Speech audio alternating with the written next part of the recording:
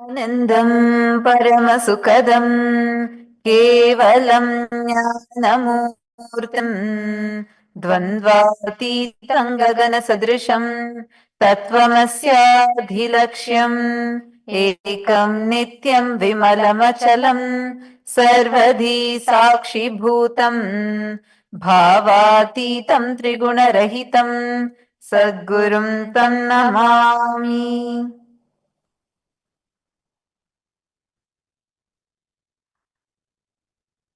Nithyanandam, and to all the viewers that are joining us, all the members of Kailasa's parliament, all the Hindus, the global Hindu diaspora from around the world that are joining us.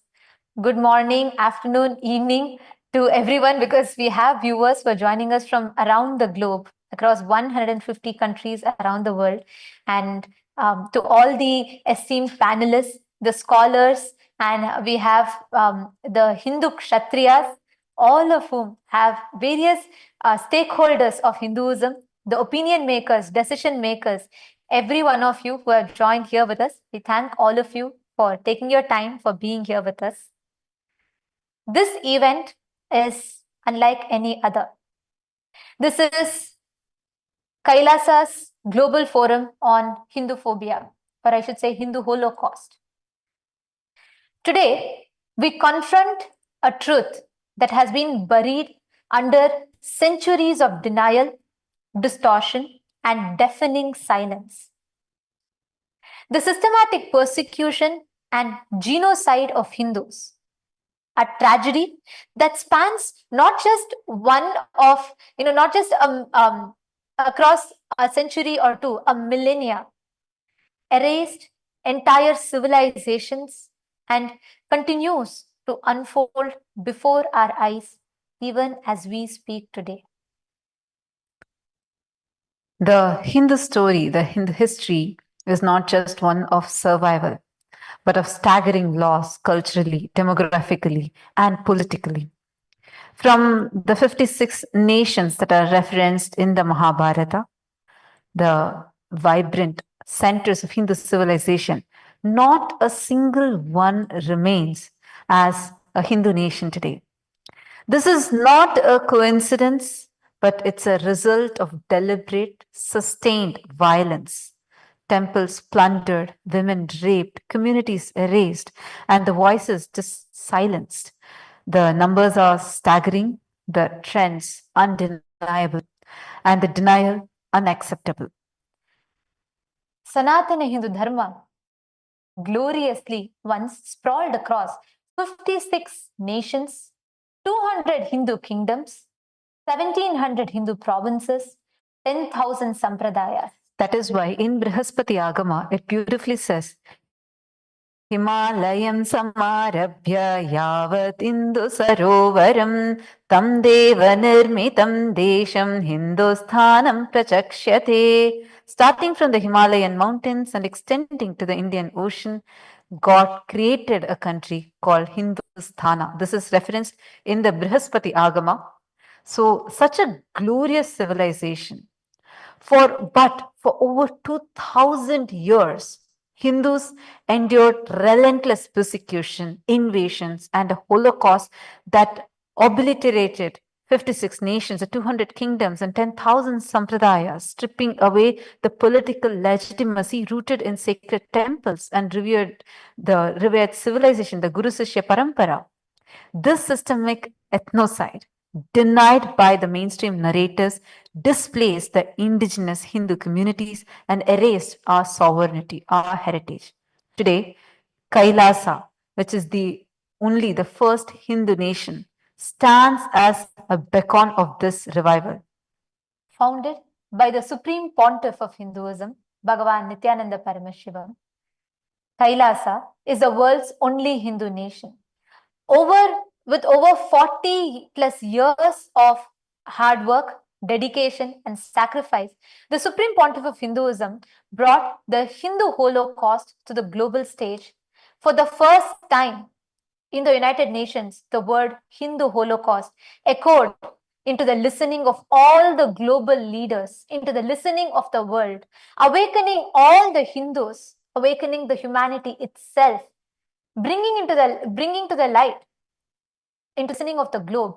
It was the Supreme Pontiff of Hinduism who, for the very first time, that revealed or brought to light of Hindu Holocaust.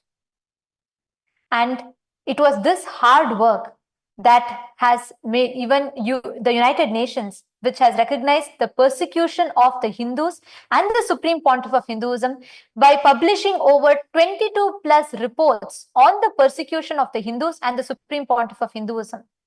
And the Supreme Pontiff of Hinduism and Kailasa as a sole voice of the rich spiritual lineage of Sanatana Dharma.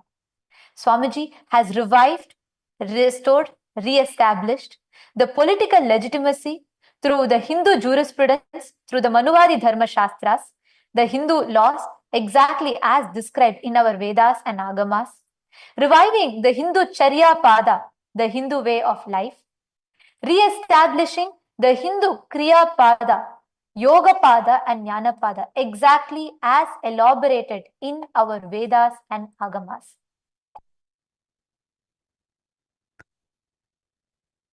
The Supreme Pontiff of Hinduism has revived, re-established the multiple various Hindu sampradayas, civilizations, re-established and revived various lost sciences of Sanatana Hindu Dharma, bringing it to not just the Hindus alone, but to the whole of humanity, giving the best of Sanatana Hindu Dharma for the whole of humanity to enjoy.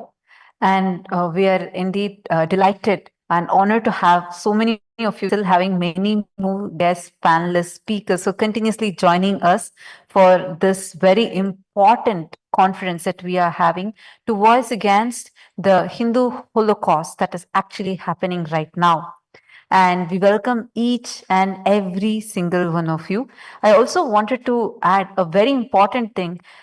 Today, we as Kailasa, the first nation for Hindus, where our juridical statehood, which comes from the unbroken sovereignty by the three lineages, the unbroken lineages, the three sovereign Hindu ecclesiastical states, plus the 18 other Hindu ecclesiastical states, for which the Supreme Pontiff of Hinduism has been coronated as the emperor, and our juridical statehood has been published over 6 times by the United Nations. So we, as the first nation for Hindus, Kailasa, are here to voice strongly against what is happening right now, what we as Hindus are being subject to right now. And we'd like to take a moment to welcome all the guests and all the panelists and various opinion makers, decision makers that have joined with us here for this the conference, Kailasa's Global Forum on Hinduphobia. And we'd like to introduce all the esteemed guests and speakers that are joining here with us today. We'd like to introduce Sri Ramakrishna Surav Jela, who is from the United Kingdom. Based in Kent, he has been associated with the Kent Hindu Temple since 2009. And he also currently serves as the board of secretary, contributing to the temple's growth and community initiatives. He is also a historian and who's done a lot of research on Hinduism, who's here. Thank you so much for joining here.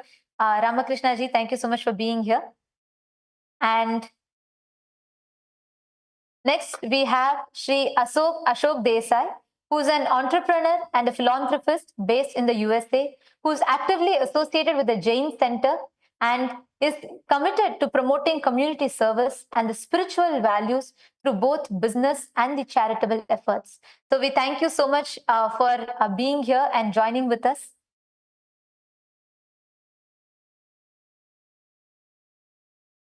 And next we have Sri Amrit Bhandari ji. Nithyanandam, Sri Amrit Bhandari ji, thank you so much for being here. And he has been very close to Kailasa, Los Angeles, very strongly associated with Kailasa, who is an entrepreneur and he's a philanthropist, and he's the former president of the Jain Center.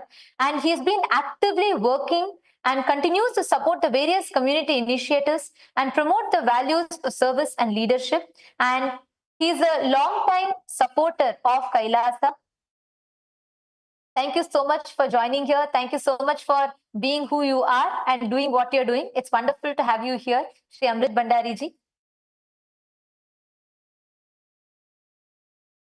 And we also have Sri Lakshmi Pillalamari, who is the founder of Sri Darshan Mandir and the Trilokya in Redlands in the United States, and who is dedicated to fostering the spiritual growth, cultural preservation through community services and leadership. And she has also, through establishing this temple, enabling an ecosystem for the Hindus to come and connect to the divine feminine.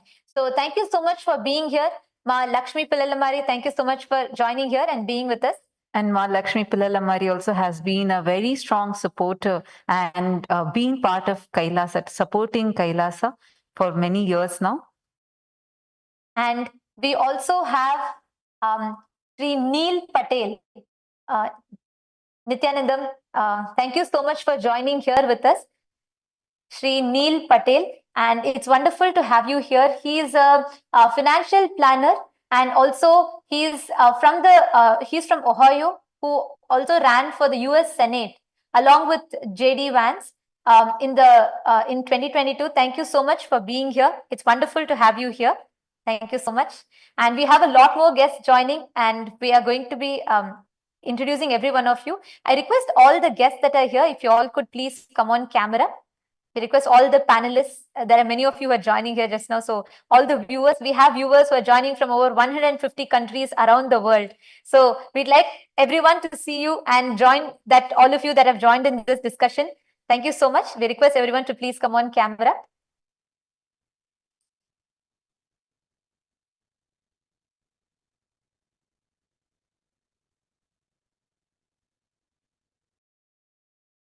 Next, we have Ms. Sandra Silva, who is a key figure in representing the Mapuche people in Argentina, the ancient nation of Mapuche people, who plays a crucial role as a spokesperson and the worker authority within her community.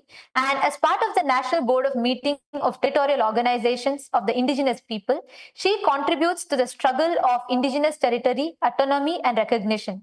Additionally, she serves as the national representative of the MOELT, the women originating in struggle for the territory, actively working alongside fellow advocates who come from dozens of other indigenous communities for the consolidation of indigenous territories in Argentina. Thank you so much for being here. And next we have Shri Yogi Ramesh Pandeyji, Nithyanandam. Thank you so much for being here.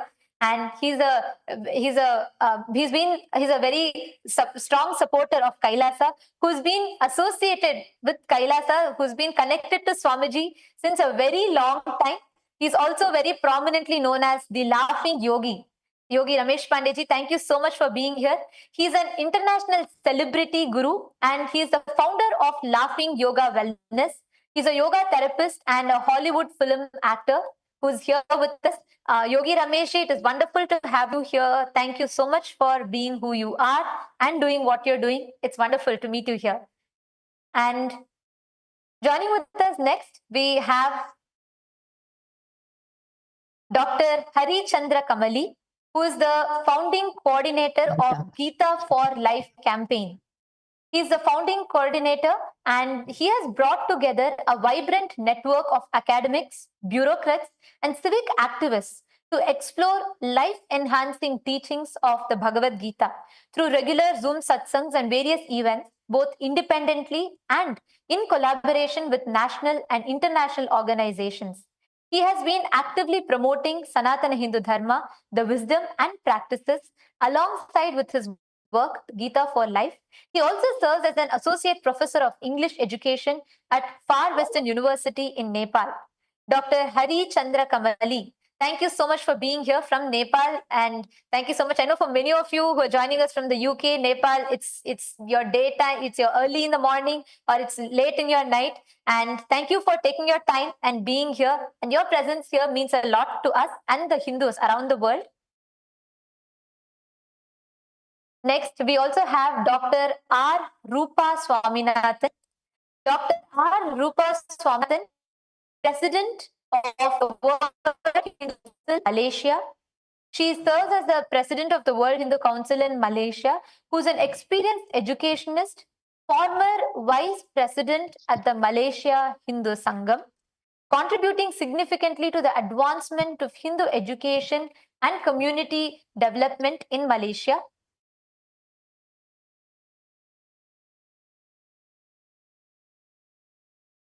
And we also have Sri Kalidas Jayabalan, who is joining here with us. Kalidas Jayabalan is the police sub-inspector from Pondicherry in India, and he's also a Siddha doctor, and he's born in Ariyankuppam, a village in Pondicherry, and he pursued BA in Tamil, and in 2004 he joined the police force, and along the way he's also deeply studied Siddha medicine, mastering preparation of powerful elixirs, including traditional gold parpam and the silver parpam. And Kalidas Jayabalan is a very strong supporter of Kailasa and has been connected, deeply resonates with the contribution that Swamiji has done by reviving the Hindu nation. Thank you so much for joining here, Ayya. Thank you so much.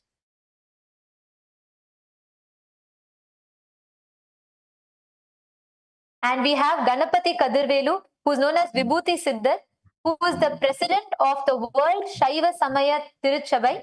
He is from Sri Lanka, and he serves as the Akila Ilangai Samantana Nidavan, upholding the principles of peace and justice. He is recognized as Tirunitha Siddhar, carrying forward the rich Saiva tradition with deep spiritual insight. And thank you so much, Sri Ganapati Kadirvelu Vibhuti Siddhar. Thank you so much for being here and being who you are and doing what you're doing. Thank you so much. And we have a lot more guests joining in, and as they join in, we will be continuing to introduce. And now we also have various representatives, the members of Kailasa's House of Parliament, the MPs of Kailasa, and we also have the Chitsabha members of Kailasa, all of who are with us. Today marks this occasion is a historic occasion because the Supreme Pontiff of Hinduism and through Kailasa has created this platform for all of us as Hindus, the various opinion makers, decision makers, all those people whose voices matter have come here together to strongly stand against the Hinduphobia and the Hindu genocide that is happening.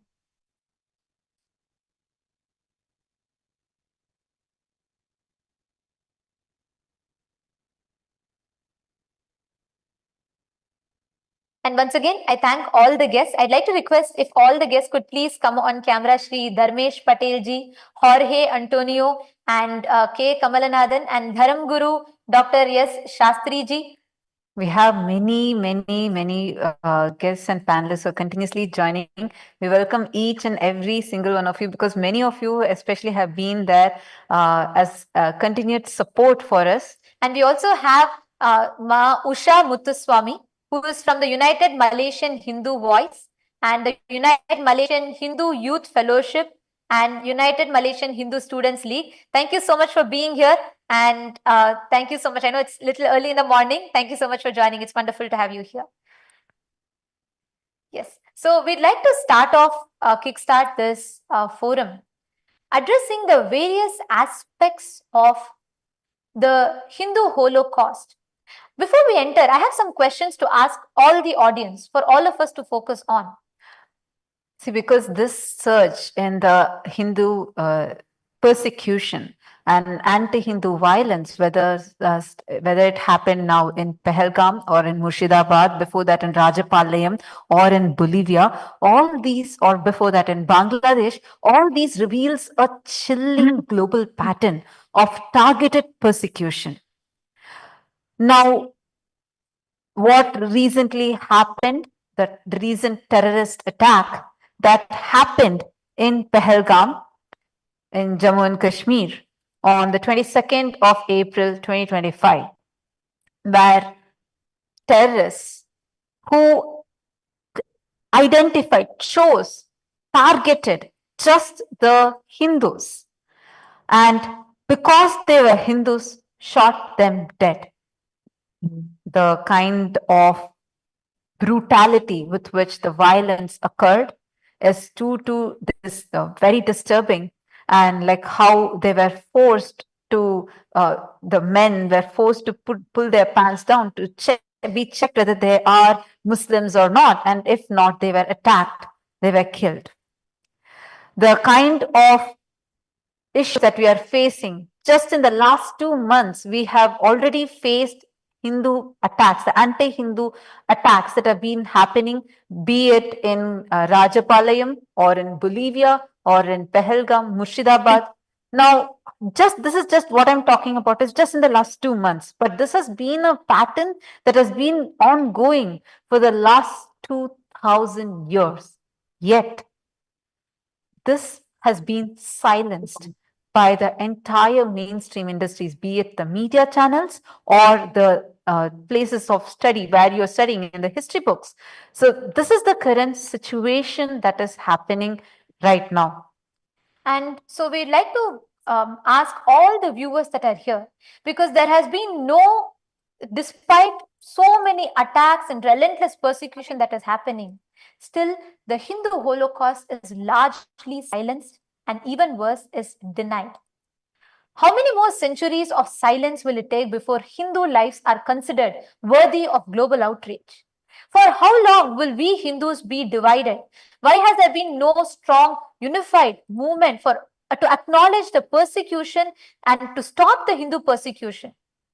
And our focus, the primary focus of this conference is going to be on what kind of legal protections or what kind of solutions can be approached, advocacy models do Hindus need to safeguard our future, to rebuild and to revive the Hindu Rashtra. And we'd like to start this, before we enter into the panel discussion, we'd like to take a moment to honor all the 600 plus millions of voices, Hindus, that have been massacred across centuries of persecution, that has silenced across through various different persecutions and attacks. And we'd like to also take a moment to offer gratitude to various incarnations like the Supreme Pontiff of Hinduism and various other Hindu gurus, religious leaders, and their sacrifice to keep Sanatana Dharma alive. Today, we owe it to them and to the future to stand up with courage and clarity. With that, we would like to enter into the first question of the panel, which is, in the light of these recent attacks on Hindus, Hindu gurus, with the light of Hinduphobia, Hindu genocide, we'd like to ask the question to begin with is asking, what is the reason why are Hindus targeted? Why is Hinduphobia becoming prevalent in an age where freedom of speech and so much of advocacy, freedom of speech is advocated? Why are Hindus being targeted? We'd like to welcome all the panelists to please start sharing and shedding some light on what is your perspective on this.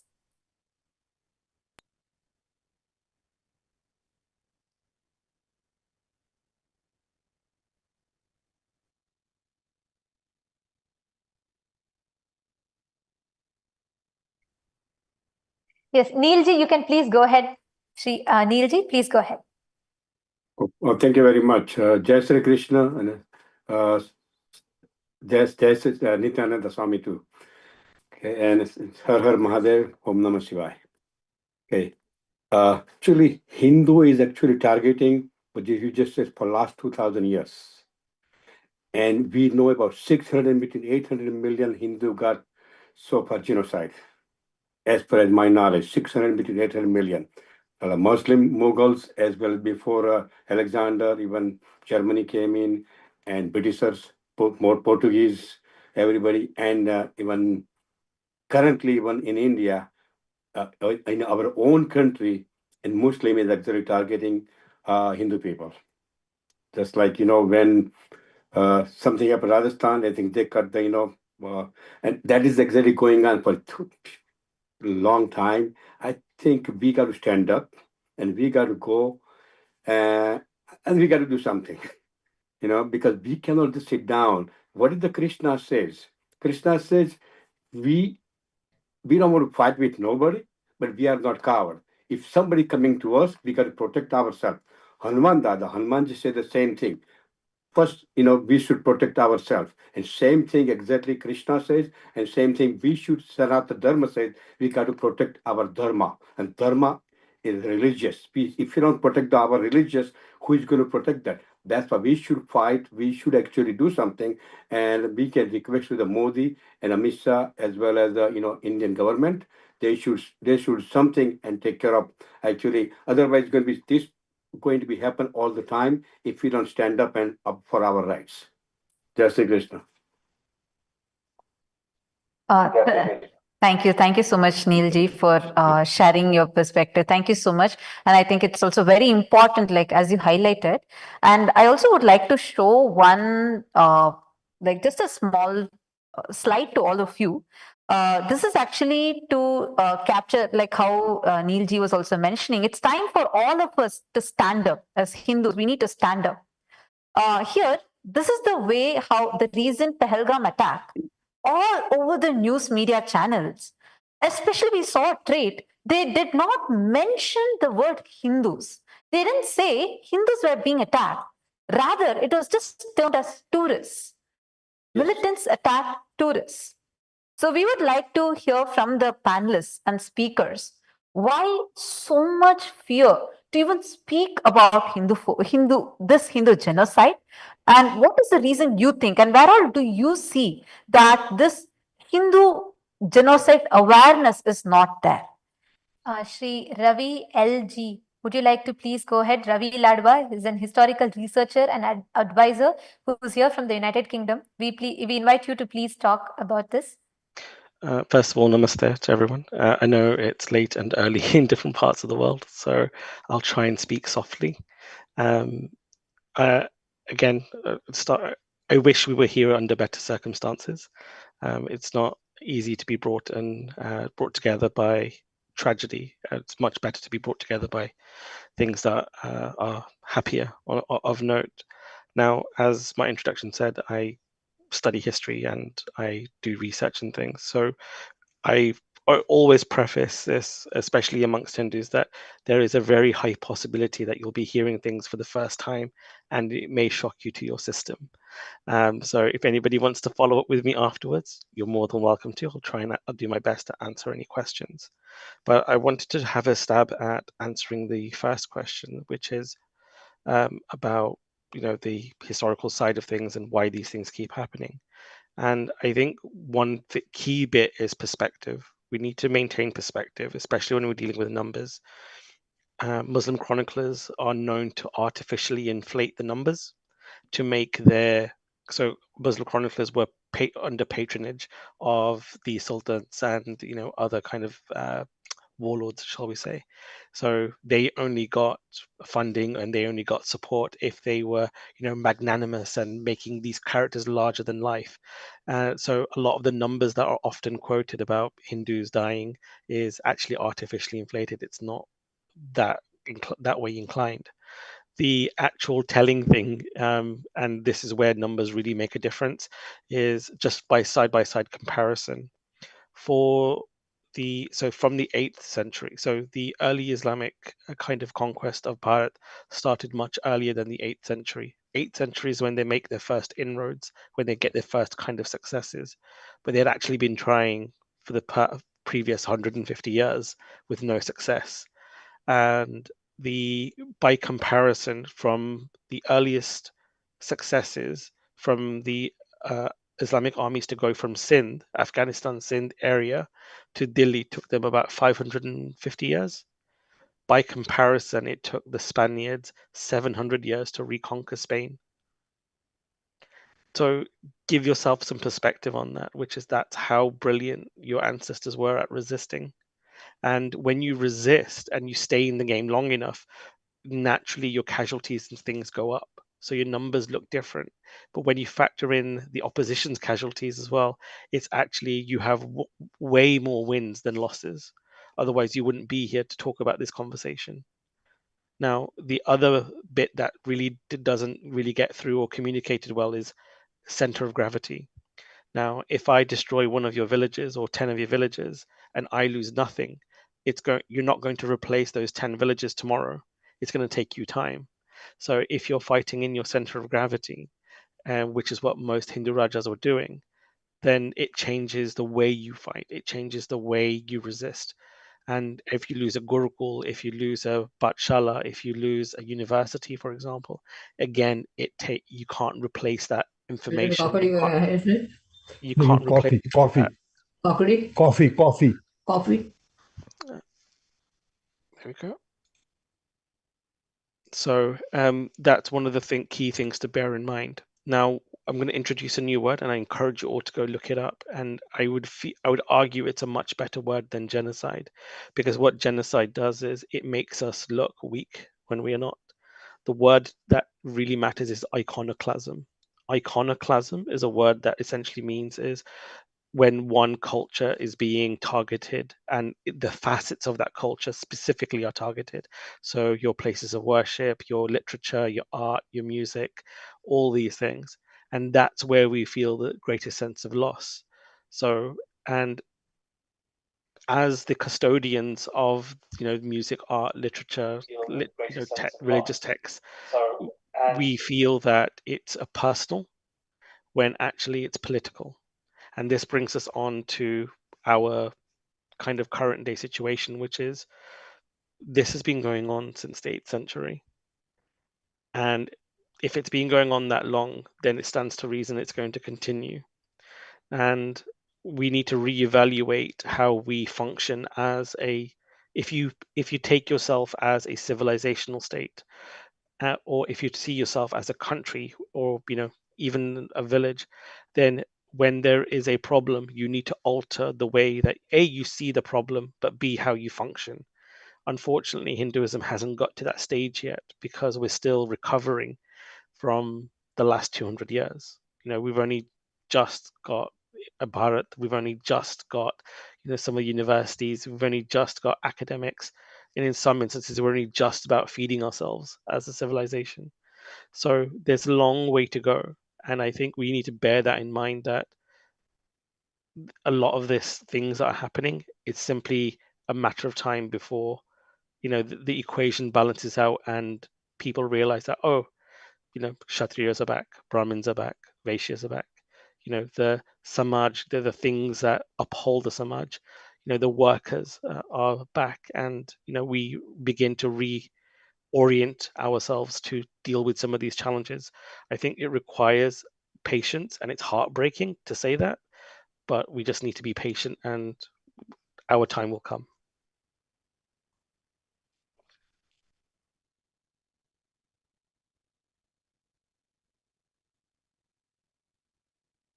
Thank you so much, Ravi Ladvaji. Thank you so much for sharing that. You highlighted an important point, and that would bring me to my next question to Yogi Rameshji. Yogi Rameshji, we'd like you to also next shed some light on why do you think the Hinduphobia, why do you think this Hindu Holocaust, why are Hindus targeted? And like how Ravi ji also mentioned about the iconoclasm, why do you feel that this has become very prevalent today? Yogi Rameshji, please go ahead.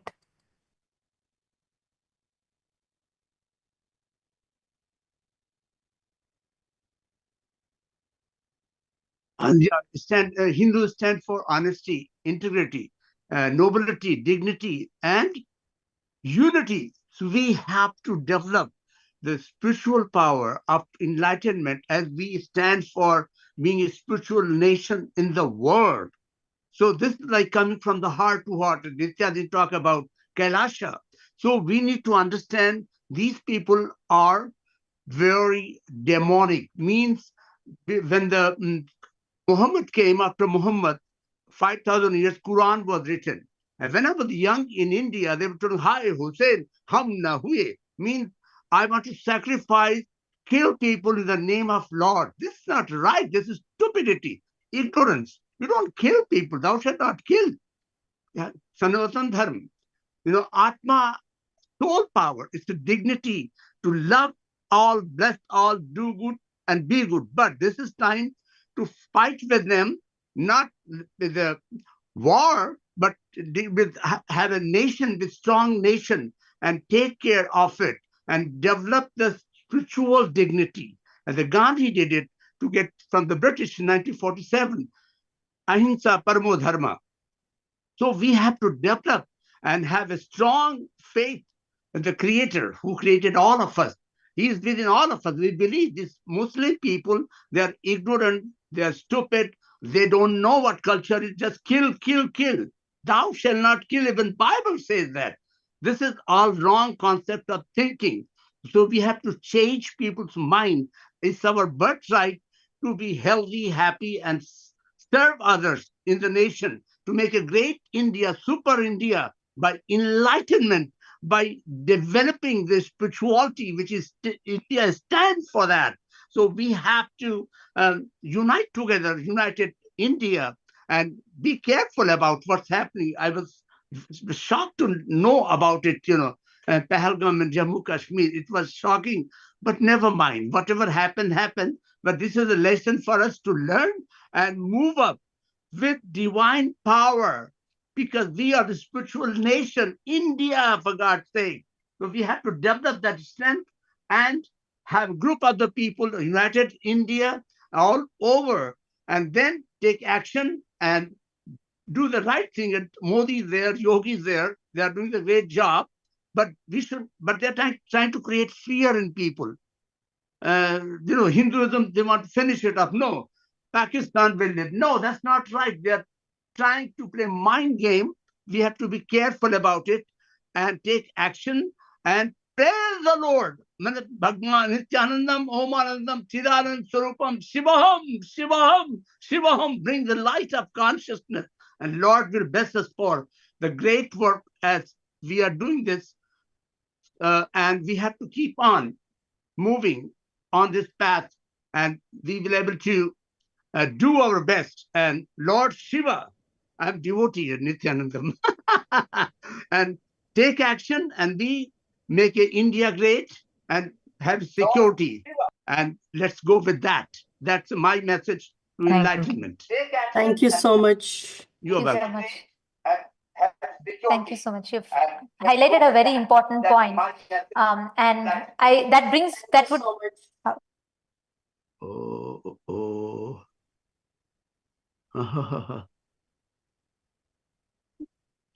Thank you so much, Yogi Rameshji.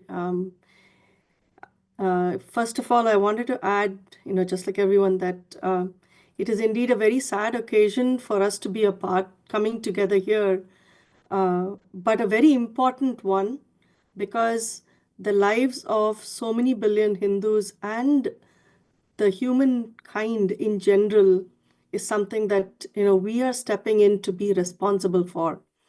And today, answering the question that you had brought up, Nithyananda and Matattvapriya, is Hindus are fragmented. They are spread all over. It is important to recognize and respect and revere every sampradaya that comes together as Sanatana Hindu Dharma, whether it's the Hindus, the Jains, the Buddhists, everybody. But at the same time, it is the ability to be one. Our Shastras talk about ahimsa and Advaita as being one of the fundamental concepts by which we live our lives. And I think that is important to understand, to build a powerful ecosystem across the world. And this is the need of the hour for all Hindus to understand why, while you are part of separate sampradayas, you are all Hindu. You are all in a space of oneness with each other, working towards a common goal. If that space and that ideology and that understanding is core and vital, the foundation will not be fragmented. There is no one who would dare to voice out anything negative or harm Hindus.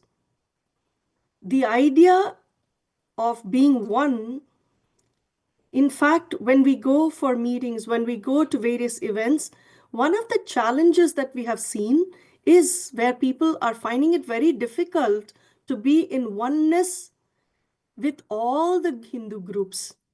If we decide to come together, and this is exactly what the Supreme Pontiff of Hinduism, Bhagavan Nithyananda Paramashivam, and through the nation of Kailasa, as the only Hindu nation existing today, it is meant to bring everyone together under one umbrella of Sanatana Hindu Dharma. The nation of Kailasa has been established by the Supreme Pontiff of Hinduism with the idea of service to humanity beyond everything, bringing together the Hindus, creating a home, creating a space for everyone to come together, to be able to celebrate, to be able to live without fear. And in fact, we heard the other panelists mention the fear and what we have been going through over the last few thousand years.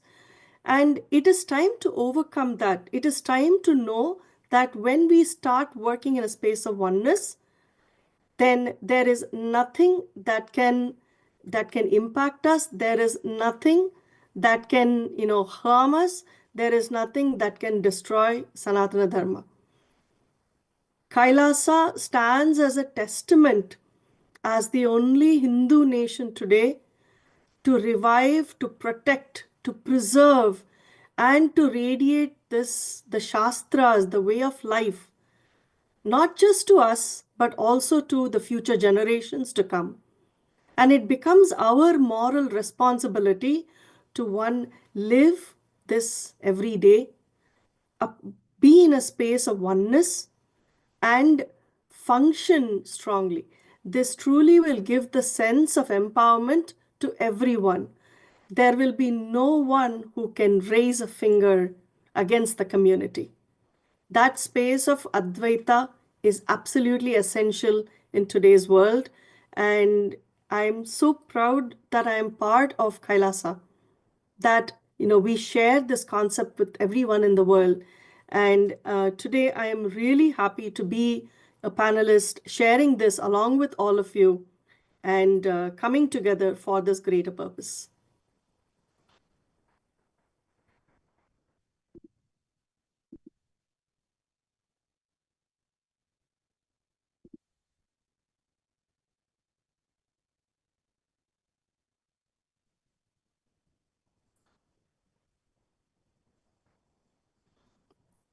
नमस्ते, सभी busy हैं? नमस्ते शास्त्री जी। कैसे हैं आप? हम बहुत ही अच्छे हैं शास्त्री जी। आप भी प्लीज बताइए कि आपको क्या लगा कि आपने एक बड़ी अच्छी बात बोली।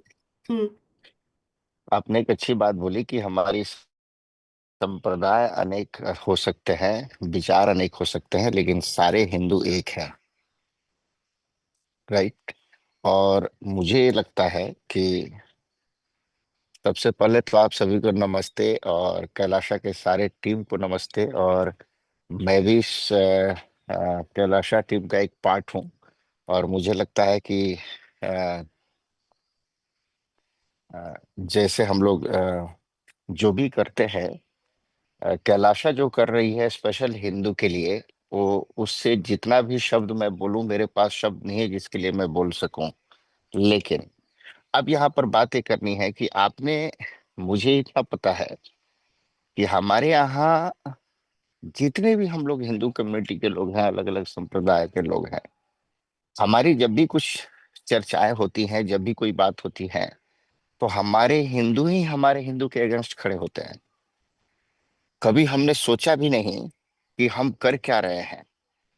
कभी हमारा शुरू से 10 सेंचुरी 1024 में जब हमारे ऊपर पहली बार मुस्लिम आक्रांताएं का हमला हुआ या वो सब आए, उस समय से हम बटे थे। और अब एक नया स्लोगन था मोदी और योगी का कि जो बटेंगे तो कटेंगे, मतलब अगर बटेंगे तो कटेंगे, और वो दिख रहा है। तो मुझे लगता है कि मैं तो एक ही संदेश दूंगा, चाहे वो कोई भी टीम का कोई भी संत हो, अगर लीड करता है तो हम लोग, वी आर द हिंदू, हम लोग कोई अलग अलग संप्रदाय के लोग नहीं हैं। हमें कैलाशा के साथ बैकबोन की तरह खड़े होने चाहिए ताकि हम अपनी बातों को विदेशों तक रख सकें। भारत में जो धर्म आचार्य हैं उनके साथ खड़े होने चाहिए ताकि हम हिंदू के बातों को रख सकें। साथ ही साथ अगर हमने अपने आप को रक्षा करनी है तो कृष्ण के भी कुछ शब्द को जीना होगा। सिर्फ हम ये कह के जी लेंगे कि नहीं जी हम तो बड़े पोलाइटली धर्म से आते हैं और हमें अपने आप को बस पोलाइटली सबको ध्यान रखो और सबके साथ जुड़ो, उस तरह से हमारी रक्षा कभी नहीं होगी। हमें कृष्ण की बातों को भी समझना होगा कि हम किसी को छेड़ेंगे नहीं, और अगर कोई छेड़ा तो कोई उसे छोड़ेंगे नहीं। अगर इस फिलॉसफी, अगर कृष्ण ऐसे ही सोच लिए होते तो मुझे लगता है कि कौरवों का विनाश भी नहीं होता।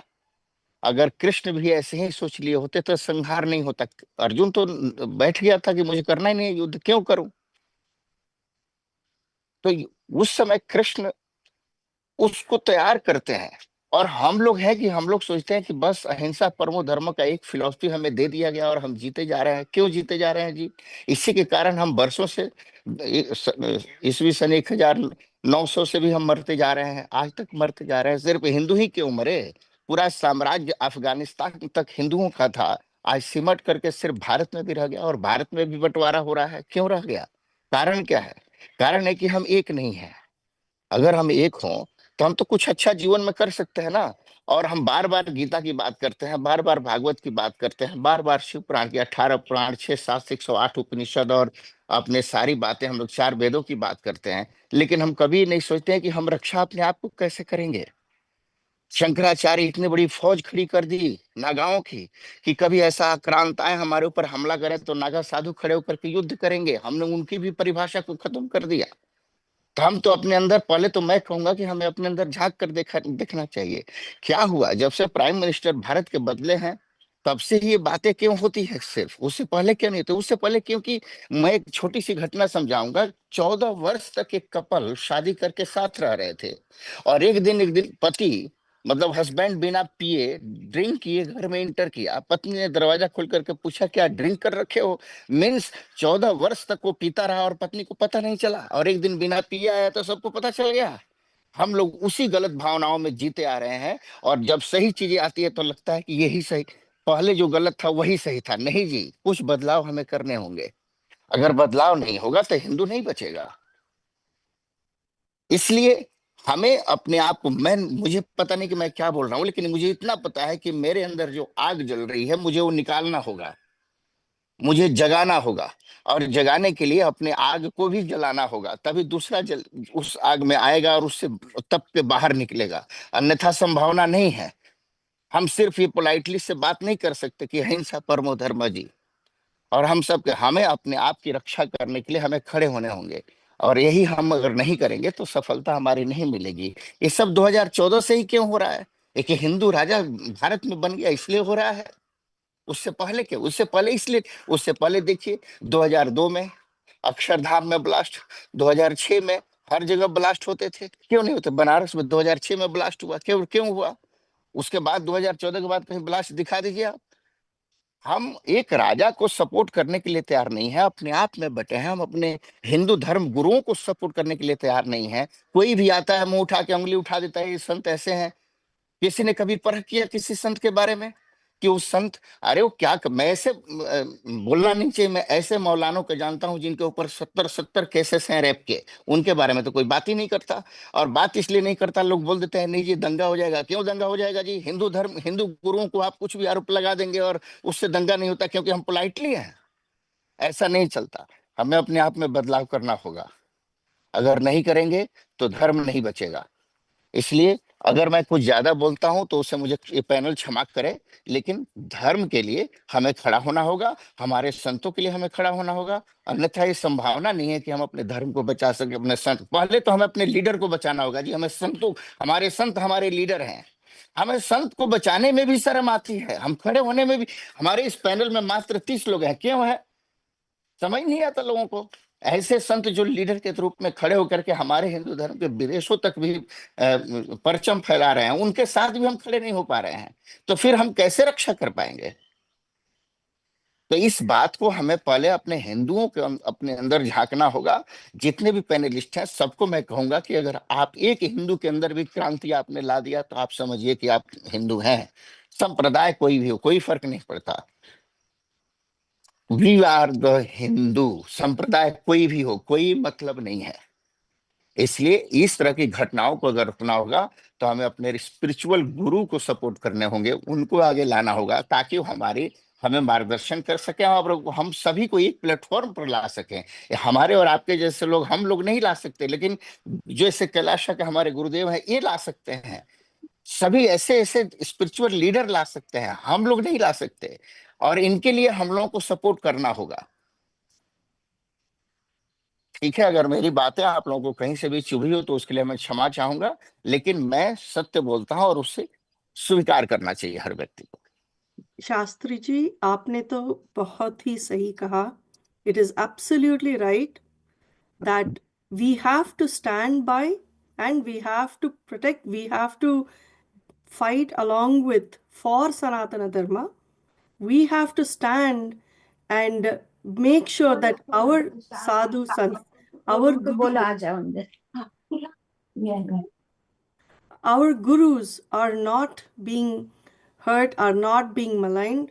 They are, what they are saying goes a long way. They have in fact come for us. They have actually, their entire life's purpose is meant for all of us, for the 2 billion Hindus that are here, right? Yes. Yes, and Raviji, you wanted to add something?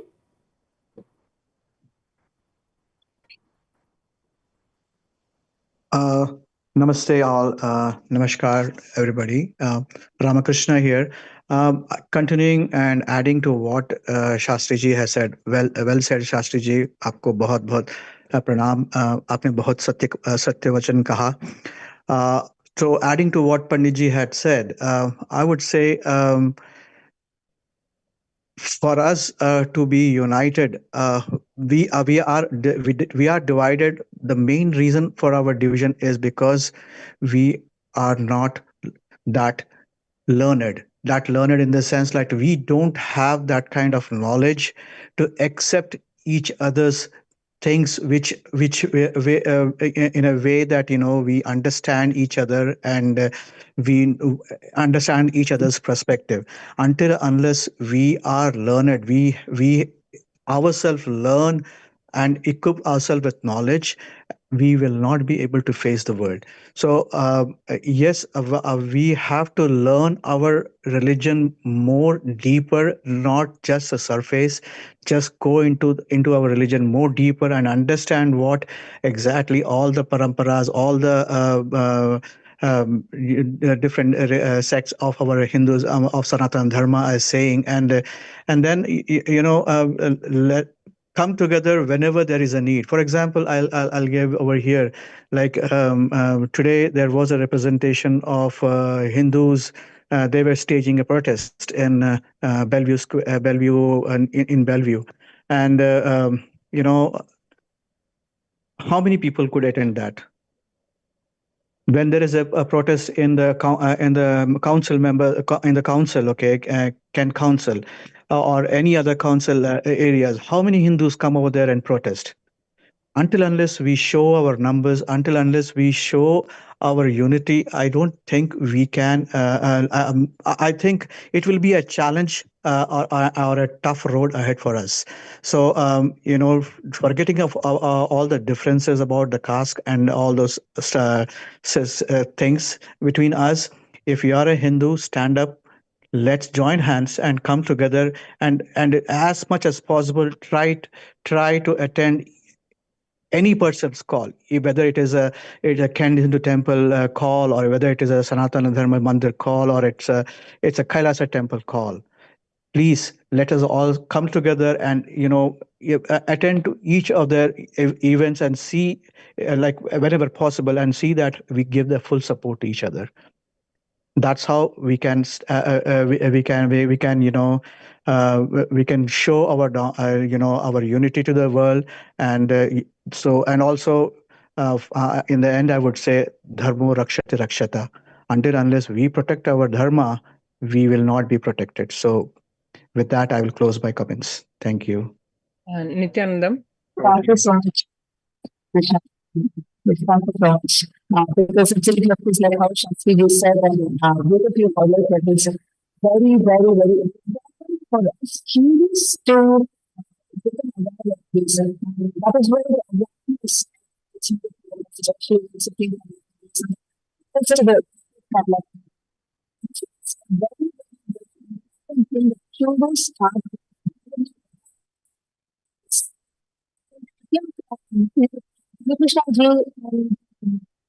so did you rightly highlight the necessity for Hindus to unite to wake up to the persecution that Hinduism is facing, Sanatana Hindu Dharma is going through.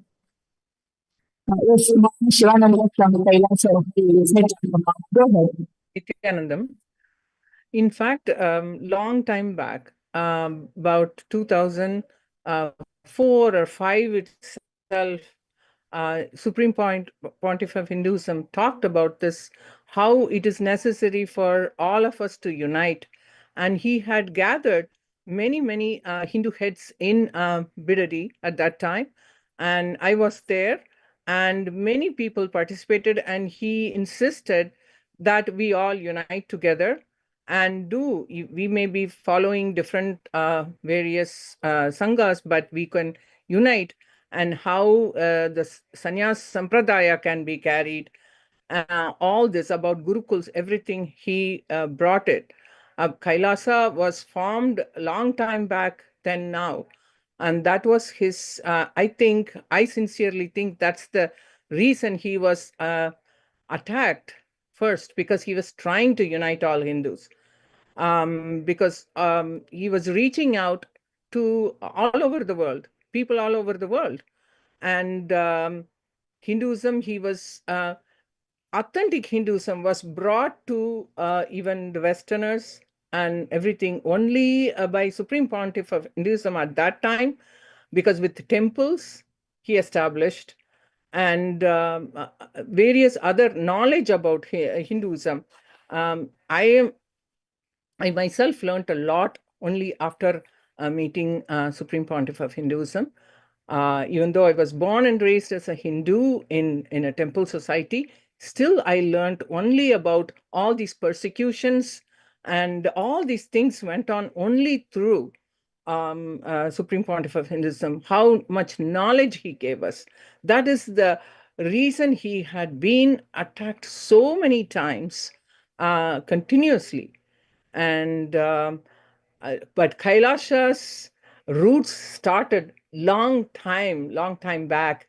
The nation of Kailasa started long time back, because he is a Hindu narrative, I thought, at that time itself, who wanted to bring everybody together and unite us. But at that time also, I don't think people understood that, because when he was attacked, I don't think any of the Hindu organizations also came to rescue or even talk about this. And it is a sad thing, but I have to address this now here. And even though many people were, they knew that he was attacked, but they were mummed. Because why? Because we Hindus are not together. So Kailasa is very important right now to have, and all the other people also understand, because even in the Paramashiva Sena program, Swamiji, we call him, he is introducing to many people, even what happened, Hindu Holocaust, what happened with dates and everything about the knowledge about this is given through Kailasa to anybody. And this is what our services are being done to unite Hindus. So he is being actually the narrative for Hinduism.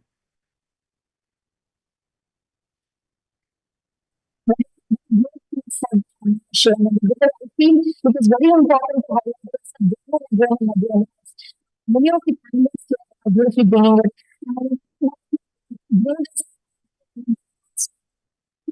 So very Hinduphobia. There are many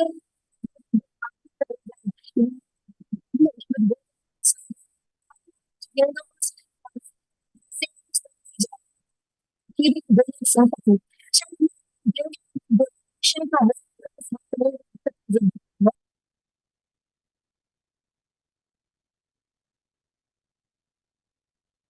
Yeah, I would. Am I audible now? Is it okay? Okay. Yeah, absolutely. धर्म गुरु जी आपने जो बोला वो बहुत सही बात बोला. Ramakrishna ji, and also whatever you said, and Ma Shivananda. What has happened, if you see, is that I just wanted to kind of take slightly and a step back in terms of getting a view on all these things.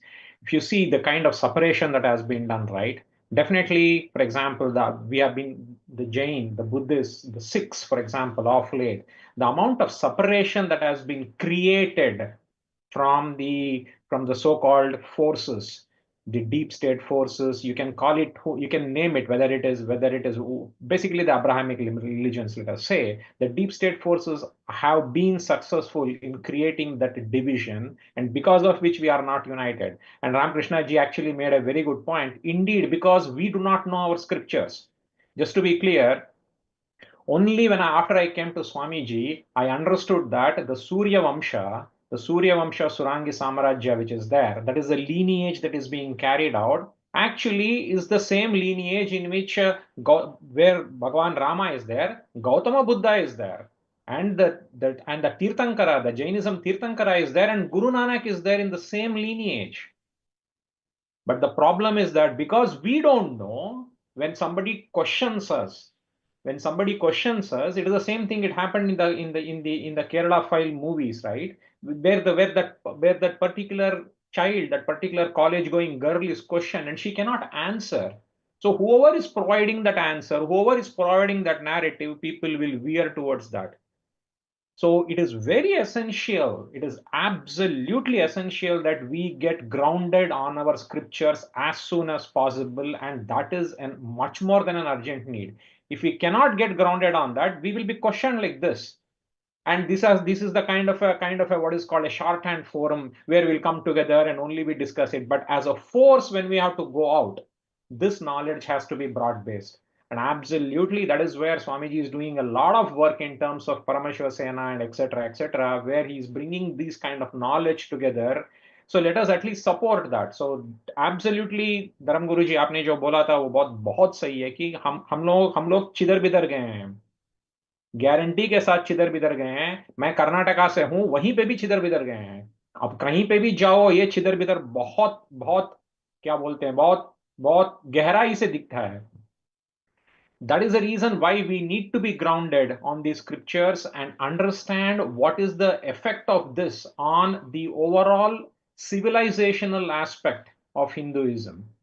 So that is why coming together on these kind of things, voicing together, and understanding that the kind of game that is being played on the backdrop of all of us as Hindus is very important, and supporting one another around this particular area is supremely important.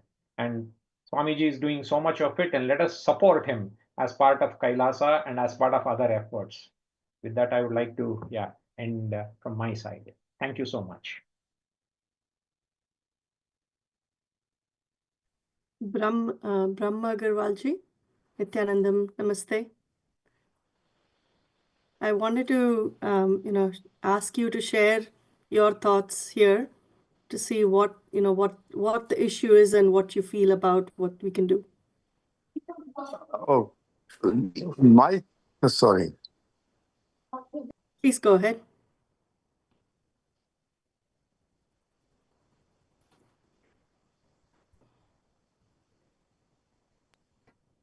Hello. Yes, we can hear you. Yes, Brahmaji, Okay. we are able to hear you.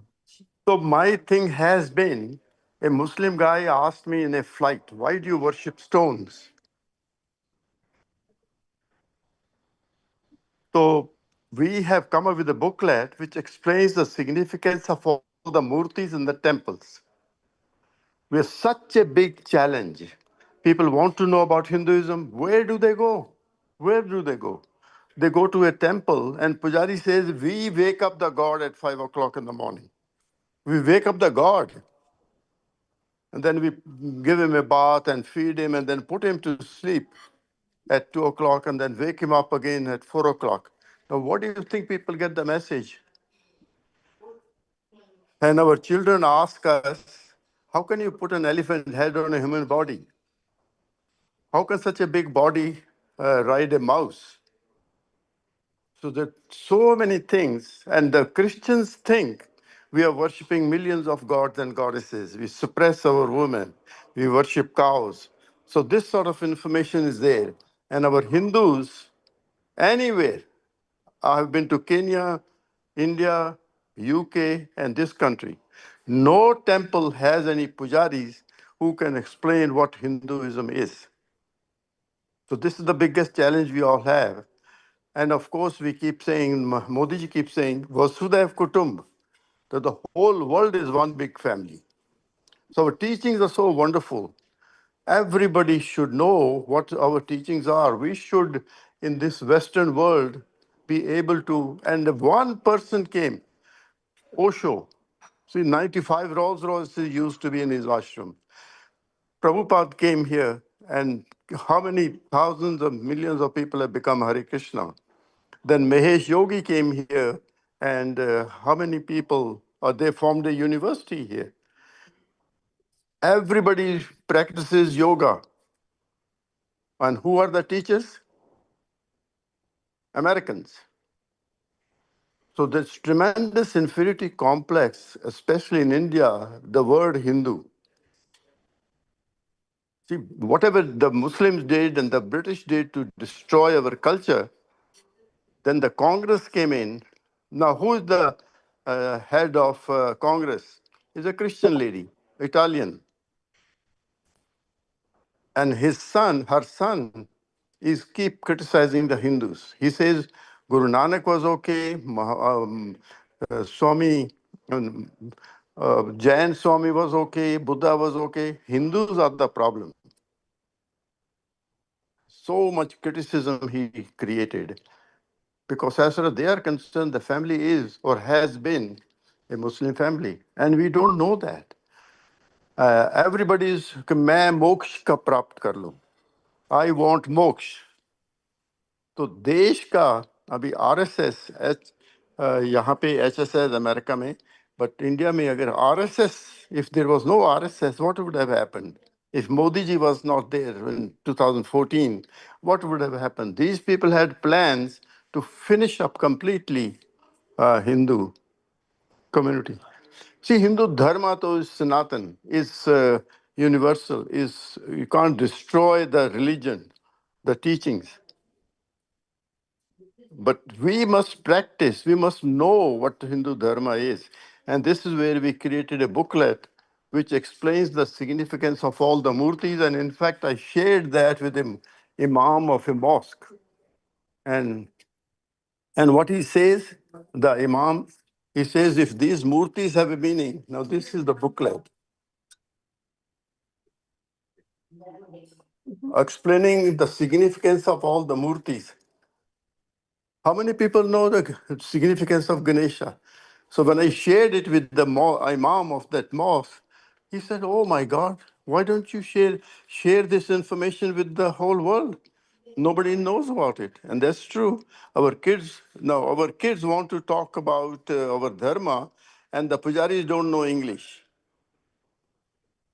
And our children don't know Hindi or Gujarati. So there's a big, big challenge. The way things are going on, it's going to be a big problem that our temples will become just like museums, because children are not going to worship. So that's a big challenge. So Swamiji, I have been associated with Swamiji. Oh my God. I think he is the only one who speaks the way he speaks about Hinduism or Hindus. So we need more people like that. Definitely, Brahmaji. I mean, as a, you've been Thank you so known much. you've been known to being like a philanthropist who is supporting all the Hindu causes, and you've been, you are Actually, Dharma if there is Rakshaka. going to be peace in the world, it's only because of our teachings. Vasudev Kutum and Sarve Bhavantu Sukhina, all our teachings are for the whole universe. Namaste, the very word. Now, how many people really know the meaning of namaste? So I bow down to the divinity within you. I'm looking at you as divine. So we have to spread our teachings. And these Americans especially are very receptive. When I shared this information about namaste, that I bow down to that, this is what it means. And they after the COVID, they started this way and that way and all that instead of shaking hands. And I said, this is where we invented this namaste 5,000 years ago. They were so impressed. So we have to get up and share this information within the community and with the rest of the world. Thank you. So beautifully said.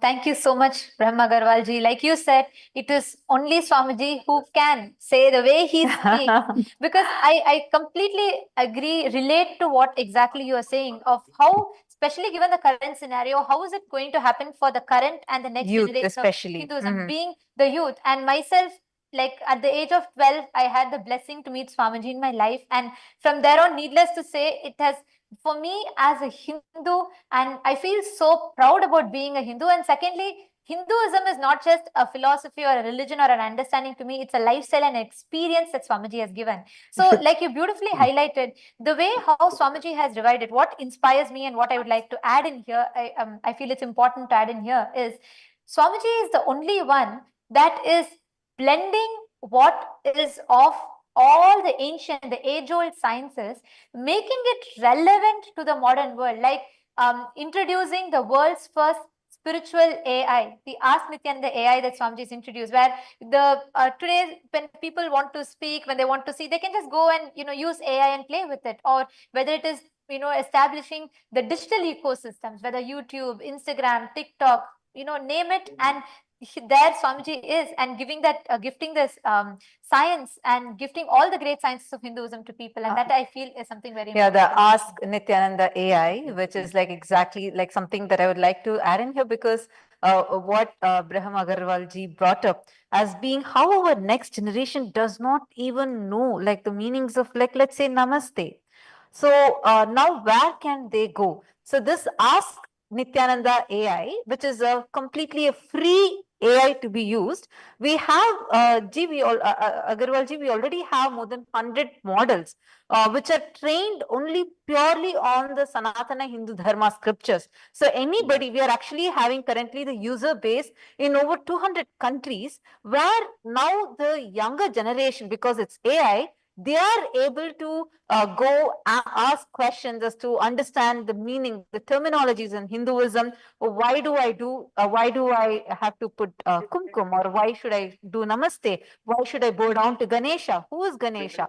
And we even actually have specific GPTs, and these are completely available for free. And right now, through this, the Supreme Pontiff of Hinduism is actually enriching over millions and millions of people who have now started understanding the true meaning of Hinduism. And so I just wanted to add this in because I just got so excited with what you shared, because I feel that's a very, very important point where people, the next generation, do not have a source to where they can go and look in. And actually, this brings me. I'll just share one more item. See, I've also come up with a booklet besides this booklet, which explains the significance of all the murtis in the temples. We have created another booklet about the festival, the significance of the festivals of Hindu Dharma. See, all our festivals have a significance. Shivratri and Makar Sankranti and Diwali and Vijayadashmi, they all have a very big significance. So we have created a book on that also. So, but Swamiji I really admire him for who he is, or you. I have spent quite a bit of time with him, so I can really understand. Oh, what a dynamic and forceful language he uses for Hindu Dharma. Thank you. Thank you so much, Brahma Agarwalji, very beautifully highlighted. And now I would like to direct this point that Brahma Agarwalji was speaking about to the United Malaysian Hindu Youth Fellowship and the leader of the United Malaysian Hindu Students League, Usha Muthuswamy, who is here with us. It's wonderful to have you here and talking about youth and Hinduism. And you leading the Malaysian Hindu Youth Fellowship, and Malaysia, which was part of the Srivijaya Empire, which was part of the 56 Hindu nations. Now, as a Hindu, I would like to direct this question. How do you think this needs to be addressed by the current youth, by today, for the Hindu youth today? All right. First of all, thank you so much for having me here. It's a pleasure to be in a discussion with all leaders, Hindu leaders across the globe. Hari Om Vanakkam. I'm Usha, Vice Secretary of United Malaysian Hindu Voice. So I'm pretty sure, as the name suggests, here in Malaysia, we are an NGO or organization focusing on uplifting the Hindu youth, being a voice to the Hindu community. And we are aware that there are a lot of issues happening around the Hindus globally and even locally here. And hence why we are here to support the Hindu community in every way possible, and especially the youth. Because we believe that the youths need to be given or equipped with the knowledge and the strong cultural grounding going to be help them to support them with the Hindu knowledge, the knowledge of Hinduism. And in the long run, they will be the backup or the strong warrior of Hinduism. And here's a scenario here, what we are currently facing. So given the media that we have been using, the common problem is that a lot of things are manifested or misinterpreted, stereotyping, marginalization. There are a lot of issues happening around us. And especially these youths are prone to all these factors. Why? Because they are not well equipped with the knowledge. As mentioned by our friend earlier, he touched that we must be knowledgeable enough on what Hinduism is all about so that we can counter whatever challenges that come along our way. And rather than being superficial on what is Hinduism, what Hinduism practices are trying to implement or instill in every human being, we have to go a little deeper. Well, we have to explain the essence of it, the significance of all the practices, everything, because Hinduism is a practice of life, it's the lifestyle. So when we equip this deep knowledge among the youth, we believe that the practice, the essence of Hinduism will be strengthened a lot more.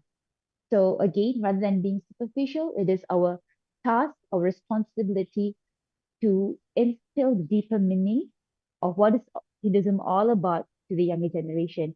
And here in Malaysia, what we are doing currently to support the Hindu youth is basically equipping them with the basic skills.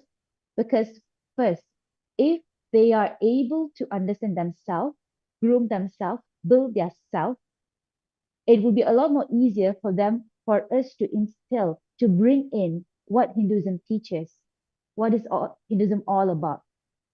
So in Malaysia, we have a lot of organization coming along supporting the Hindu youth to understand the culture of Hinduism, the tradition, and the teaching of Hinduism. And here today we have a lot of leaders who are from various parts of for the world, and I believe that it would be very beautiful if we can come along together collectively, enhance the knowledge, support our Hindu youths, and equip them with sufficient knowledge so that whatever struggle challenges that come along the way, they're able to face it confidently. Again, knowledge keeps the power and confidence, and with that, we can go a long way. And just a quick summary here, because all of us have shared beautiful comments, beautiful point of views and feedbacks.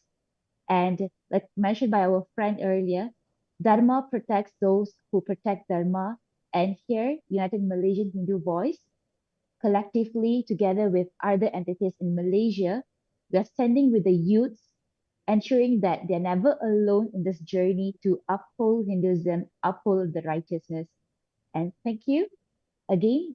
It's a beautiful platform for us to work together to support our Hindu youths. Thank you.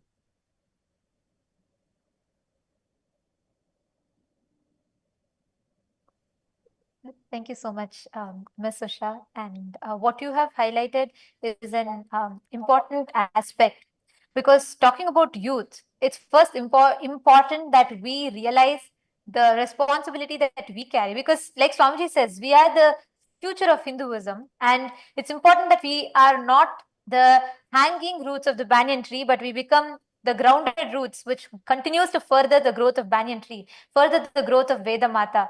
And with that is something that really inspires me, because every youth today, every Hindu youth today, everyone, like in various different ways, how Swamiji is empowering. If we see the statistics of how, whether it is increase in drugs, increase in alcoholism, increase in addiction, increase in so many things that's happening in the current youth generation today, the mental health crisis, which is hitting a peak like never before. And I think this is something, this would be very good for, we have our one of the House of Representatives and members of Parliament of Kailasa, Dr. Sona Kamath, who's also a doctor. And I'd like to invite you to add in a little bit here about today's youth realizing about Hinduism and how you see that Swamiji is doing it. Please go ahead, Ma. Nithyananda, first of all, thank you for inviting me to be on this very esteemed panel. I'm delighted to be amongst these thought leaders across the world, from activists to researchers to religious leaders. So who am I to be on this esteemed panel? I'm just a physician. But you know what I am? I'm a devotee of Swamiji, and I've learned something really important, that as a mother and as a Hindu mother, I have to have a very loud voice, and I have to understand myself the importance of our teachings and the importance of giving that to our children. Because you're right, those roots, if they're not strong and they're not built by our families, they're not going to last very long. There are too many forces out there, as you've heard already from, Neil G, thank you, politicians who've, been here and have already been campaigning, and researchers, Ravi G, and our thought leaders, our gurus, who are out there carrying that torch forward and protecting the Dharma. But if we all don't stand up together, our children will not have a future. Our children are already being targeted to hate themselves as Hindus, hate their skin color. This goes back to centuries, generations. This is colonialism. It hasn't gone away. It's just here in a different form. Neocolonialism exists today, and our children are subjected to it. The reasons why so much depression, so much, drug use, all of these statistics are increasing. Why? Because there is a force out there that is making these children not feel strong about who they are. It is our responsibility, and it wasn't until I met Swamiji that I understood this responsibility that I have as a mother. I didn't even understand the importance of what I have been given culturally as a heritage until Swamiji awakened my eyes. And now I understand that this is what is going to preserve the world. This Dharma is what actually carries the torch forward for the planet. And so it's really important, and I'm going to give you an example, that we are sabotaging ourselves. Hindus are sabotaging ourselves. And as Swamiji says, the criminally negligent Hindus are really needing to be held. And I will tell you, I was a criminally negligent Hindu until I met him. But I will tell you what happened. This recent Kashmir terrorist attack was really brutal, and it was really devastating. I was really upset that the major media houses did not carry this information. I should have known better, because this is their agenda. They are going to silence this voice, but they really didn't give it any justice. So to bring increased awareness just to my little tiny school platform that my children go to, I added a little message the other day on our WhatsApp channel of all Hindu mothers. And it just simply said, please join me in praying for the lost Hindu lives, to the lost lives of this recent terror attacks. Please pray with us and stand in solidarity with all Hindus. Immediately there was a response to this. And do you know what that response was? That response was, why just Hindu families are we praying for? What about the other people? The people that were there that helped, they were not just Hindus. Why aren't we praying for everyone? This is somebody who, maybe like myself years ago, doesn't understand what is fake media and real media and what is actually happening. They're taught that, you know, we are actually silencing ourselves, and we are the ones that brush some of these most atrocious type of happenings under the rug. We don't need others to do that for us and silence us when within our own community, we aren't standing up for ourselves and aren't even recognizing the atrocity. This was a devastating act, and you can't simply say a prayer without raising that this could be a political ploy. I don't care if it's a political ploy. I don't care if it's hate. I don't care why it happened. It happened. And innocent lives, Hindu lives, were killed. They were targeted specifically. Their IDs were looked at.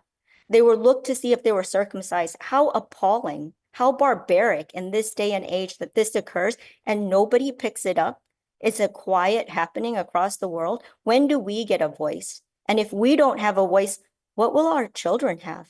Our children won't have a voice. If we are criminally negligent ourselves, what kind of heritage will we leave these children? And so it is, you know, it is really an important responsibility for us as parents, for us as responsible Hindus, to take this torch forward. And Swamiji's given us, and there are really a lot of religious leaders who are out there doing the work. And Swamiji's pulling it together and giving us a platform finally to be able to have a voice to go forward and carry this torch of Hinduism to the next generation. Because if it doesn't happen with us, it dies here. So thank you, Mom. But thank you, Ma. Thank you so much. And this is a very important. And actually, I would like to invite Shri Amrit Bhandari ji next. And one point I would like to add here, as we talked about this, is as Dr. Suna had highlighted, is about how, for this very reason, now Swamiji is awakening. Like I remember this one word that Swamiji said.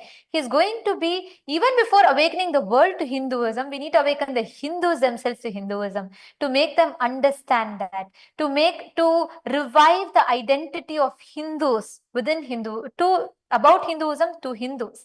And which is why Swamiji, even like right now as we talk, Swamiji is literally reviving this Hindu identity powerfully through a very beautiful course called Paramashivam, where so many people, I am blessed to be a part of, conducting this program. And when I see Hindus from across the world, Australia, Europe, America, and, various different parts, even India, so many people, so many Hindus come. And the first thing that they say, I hear this from everyone, is, I have never understood Hinduism like what Swamiji is introducing now. And through the Paramashivam program, Swamiji is not just, telling about Hinduism, but the experience of and reinstating the responsibility within every Hindu, especially when I see so many Hindu youth attending this program.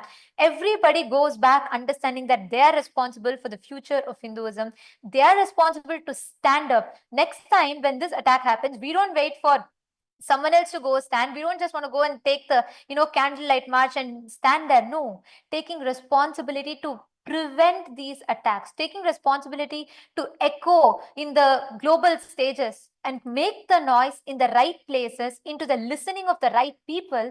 Like how when I saw, in fact, when Swamiji first time empowered so many women, Hindu women dressed in traditional attire, went and sat in the UN General Assembly in the half-day general discussion and on the equal and inclusive representation of women. As a Hindu, I felt proud, and I'm sure every Hindus, for the number of views, the comments, and the appreciation that poured in, it fills me with pride to see how Swamiji is taking Hindus. You can see today Hindus in the Europe completely dressed up in the complete traditional attire, sitting in the United Nations. And here you can see this is in France, the International Forum of NGOs, official partnership with UNESCO in France.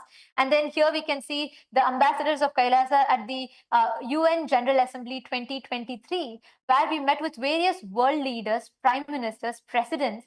When they saw, firstly, the sheer empowerment that Swamiji gave, where Hindus stood there with Angavastram, Dhoti, Sari, Rudraksha, talking proudly about what Sanatana Hindu Dharma does, what Kailasa is doing, what the Hindu nation of Kailasa. And here we can see this is in the UN General Assembly 2022.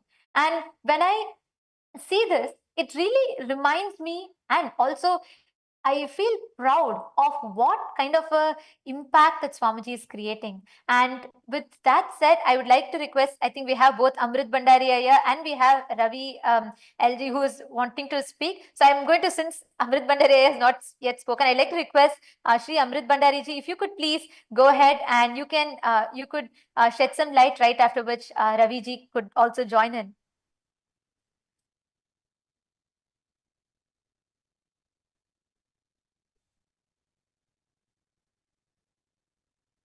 Hello. Hello. Jai Shri Krishna. Please go ahead.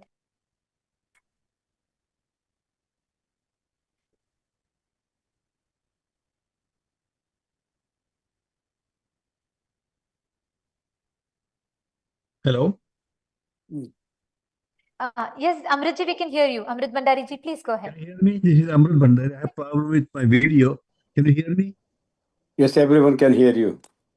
Okay. My name is Amrit Bhandari. I'm from Los Angeles area. I'm a Jain. Nityananda to everybody. Namaste to everybody. Jai Janendra everybody. There were 2 attacks in Kashmir and Bangladesh. They're killing Hindus. We can talk about Hinduism. We can talk about Ahimsa. But these are the Muslims. And they don't understand Hinduism. So our talks and rituals will not help us. We need to get tough with the Hindu Muslims. And I'm not to see, I agree with Mr. Shastri, he said few things, but I believe we can do all the things. I'm a Jain. Tan man vachan kaya, we believe in ahimsa, but Muslims, they're killing us. And our religious background, everything, ahimsa, is not going to stop them killing Hindus. Government has to get involved. And this is what I feel. I only feel that good Muslims are dead Muslims. Thank you.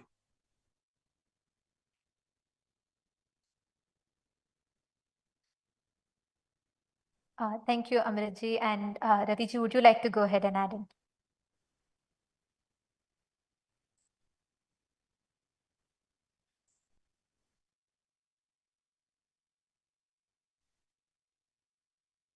Raviji, we can't hear you.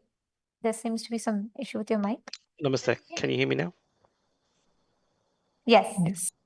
Perfect. So first of all, say thank you for having me. Unfortunately, it's very, very early in the morning where I am, so I do have to depart, but I didn't want to depart without saying just final key bits that I think would be helpful to everyone.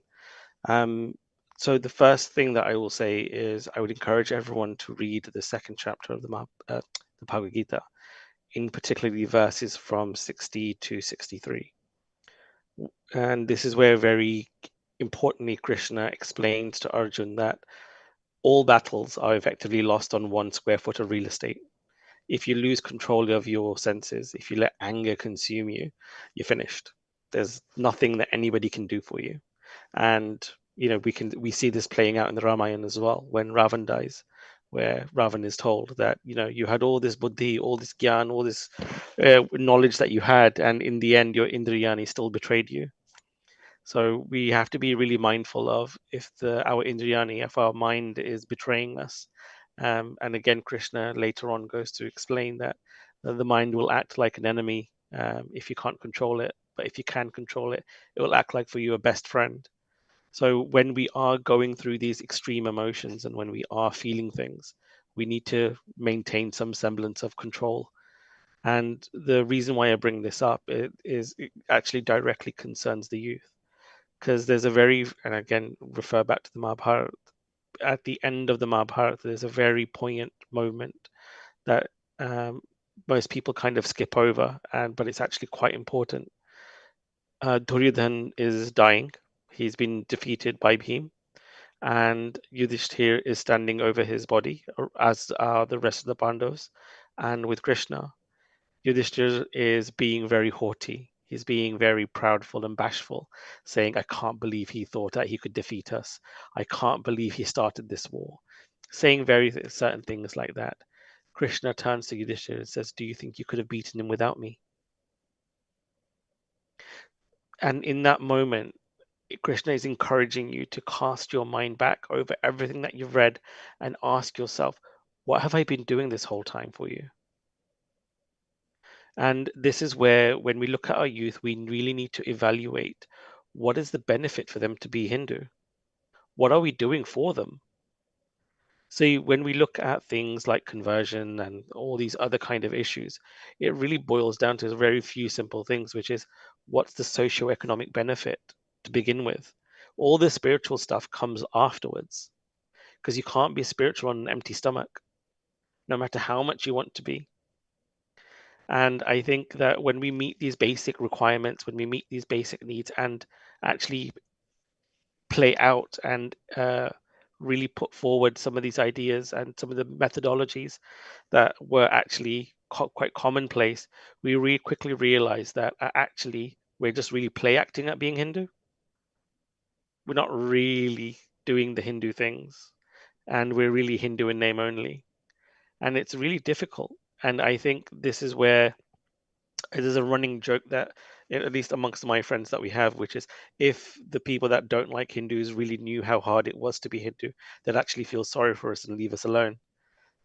Because to walk the path of a karma yogi, to walk the path of karma, it is incredibly hard. You don't get to blame anybody else. You don't get to, make excuses. It is all on your own decision making.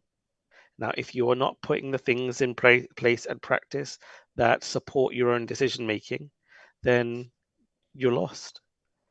And this is where we need to support each other. And people talk about Hindu unity. Hindu unity is really, really simple. It's not that hard. It's just a choice. Today, I'm going to find another Hindu and I'm going to work with them. We are going to find a problem together and we're going to fix it.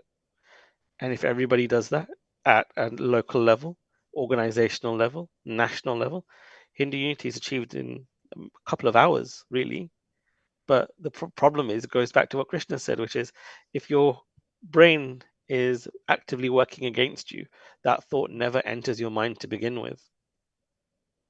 So when we are discussing these situations, and it's very easy to be incredibly emotional about these difficult subjects, just ask yourself the question, is my mind actually betraying me right now? Can I reel myself in? Can I get a hold of the reins? And this is why I always refer to the kids that I work with. When you're reading the Bhagavad Gita, remember that front cover. You have the 5 white horses. You have Krishna as your charioteer, and you are Arjun. Krishna is supposed to be your Sarathi. He's supposed to be your charioteer, holding onto the reins of the 5 white horses, which are representative of your 5 senses. And I think it's really, really important that this is the message that we really convey to our kids, which is you have the opportunity and the luxury that our ancestors didn't really have, because they were really fighting an existential crisis that, truth be told, we don't really have. We have a material problem, a time problem. And I think again, I appreciate what I said at the start, which is some of this might be shocking or some of this might be new to a lot of people. But when we look back historically, the default setting for most Hindus was unity. It's just that we've convinced ourselves it wasn't. And I can give you 100 examples where Hindu unity was the norm. It was absolutely the standard operating model. It's just that we've been told and we've believed and we've accepted that that isn't the case.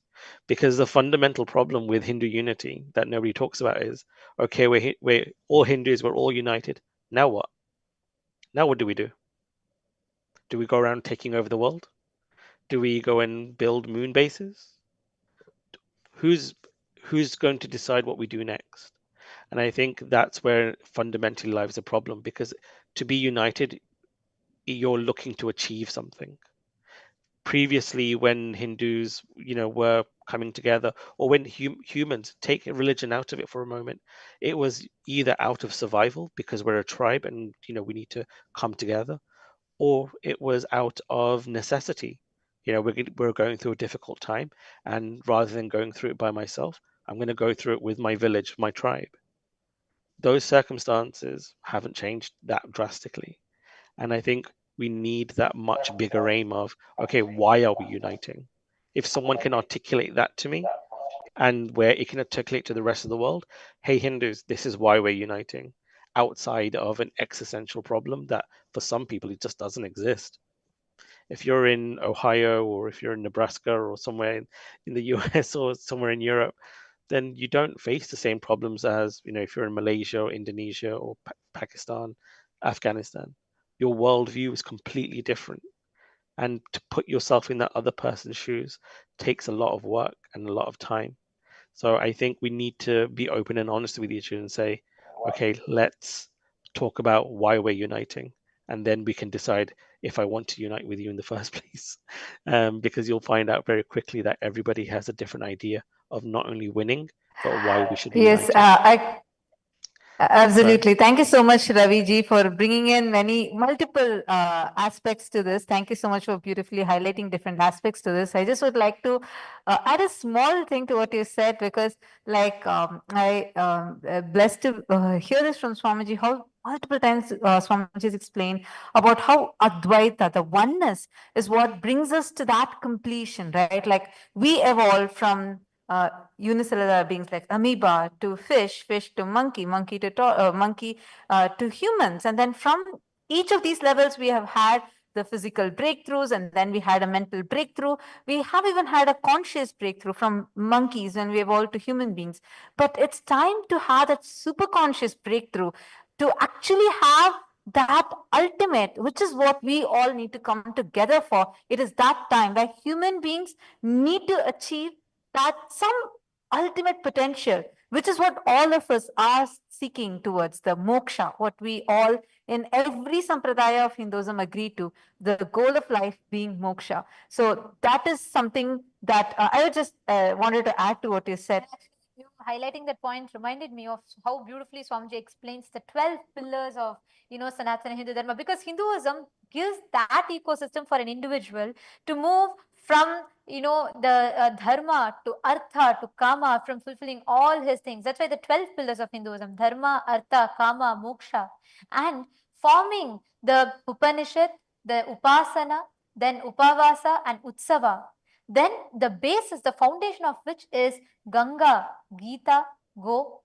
Each of these, how in every pillar, in each of these different aspects, we are empowered to live, to experience the ecosystem, ultimately to move to moksha, whether Ganga, Gita, Gayatri, Gomata, Upanishad, Upavasa, Utsava, and Upasana, all of them leading us from dharma to artha to kama, ultimately to moksha. From dharma-centric artha that we start, to everything becoming moksha-centric dharma, moksha-centric artha, moksha-centric kama, which will lead ultimately to moksha.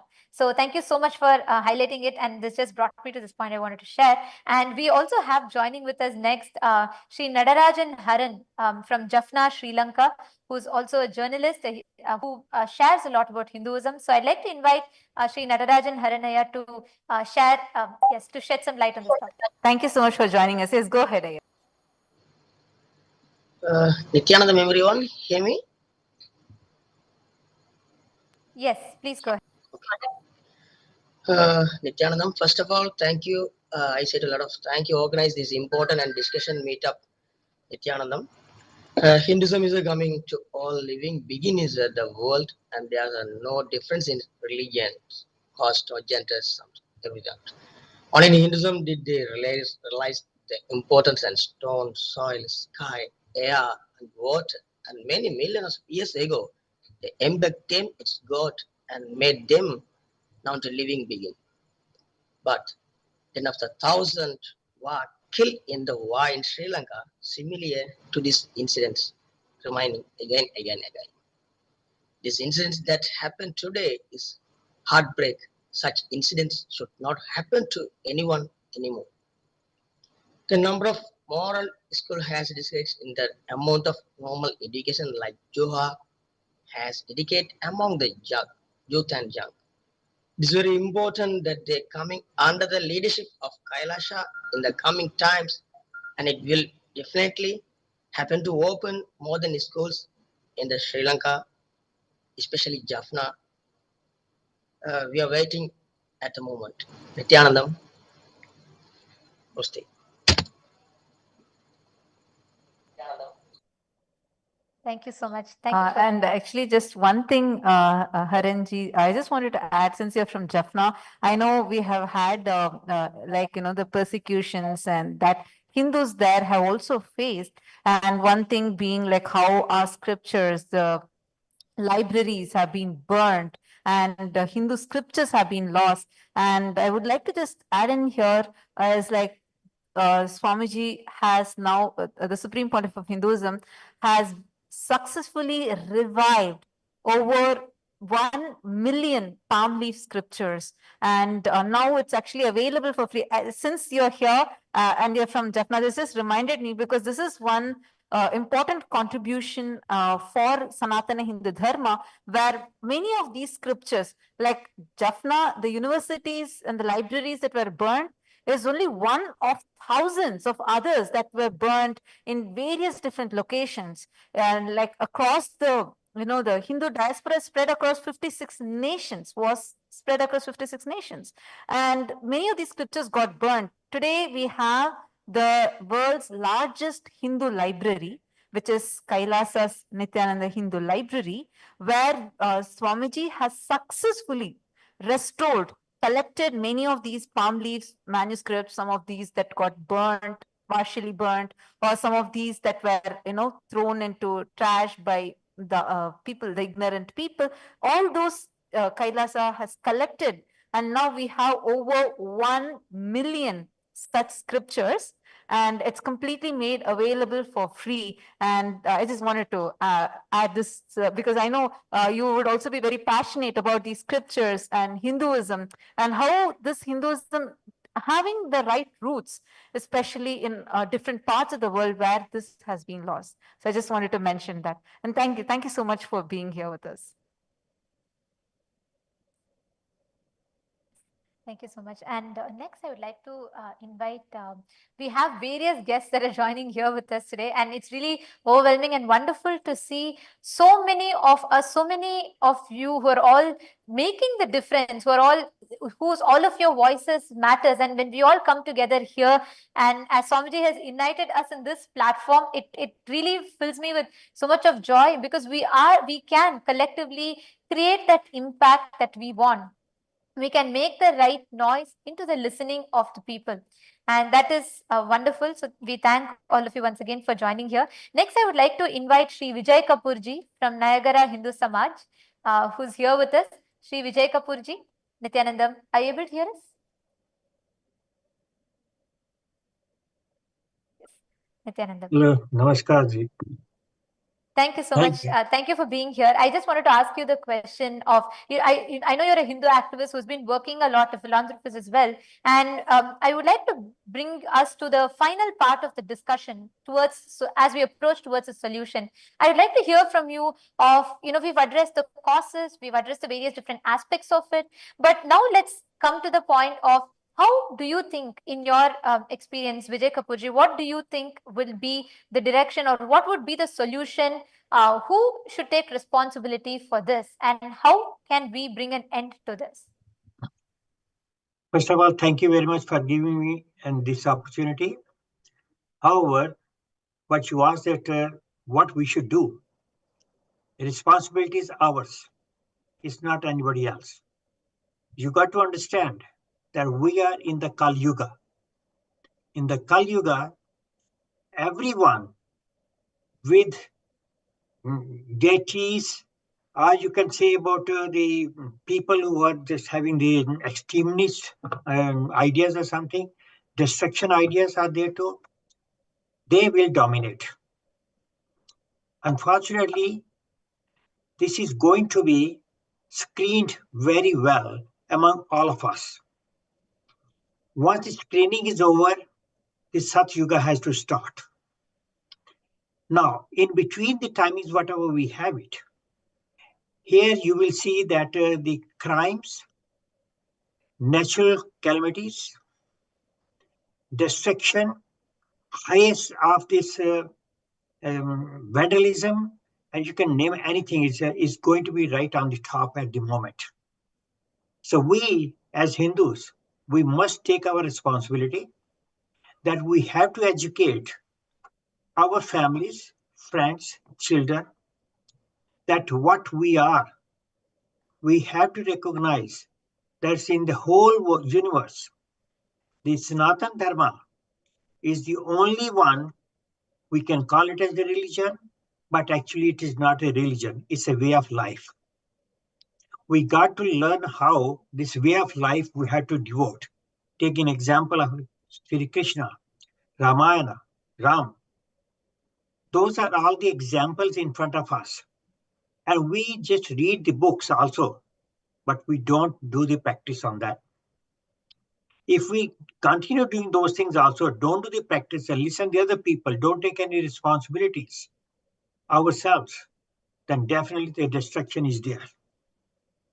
So very shortly, I'm going to say that the responsibility is ours. In our temples, I just heard that Mr. I think Bhandari, Brahmaji, he was speaking on these books also, what the meaning of all these things there. So I requested him also to send me a copy of that too, so that we can look into that. But the question is, what are we trying to do? Our people, because instead of uniting, they are the leg pullers. If you grow somewhere, they will try to do the disturbances to create unhealthy atmosphere and create the problem for the other society members. For so many years, we have been under the rules of the foreigners always. They come, create a lot of nuisances, and the things we could not learn so far. And unless and until we start doing the practice ourselves, we cannot unite. Our own people, as I said, they are the leg pullers. They will not cherish your victory. They will not cherish your freedom and achievements. They want to criticize you. They want to demoralize you.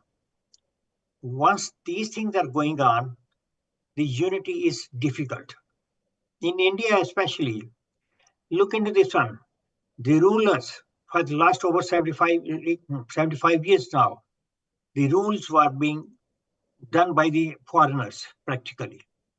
They were all the different things, but I don't want to name too many things like that. But the point is, our own people, they are the culprits. We have to start working on to show the general public, educate them. I just heard this sister, she was talking from Malaysia also. It's a very good youth organization, which is she was trying to work out on that. And I think these things definitely are needed right now.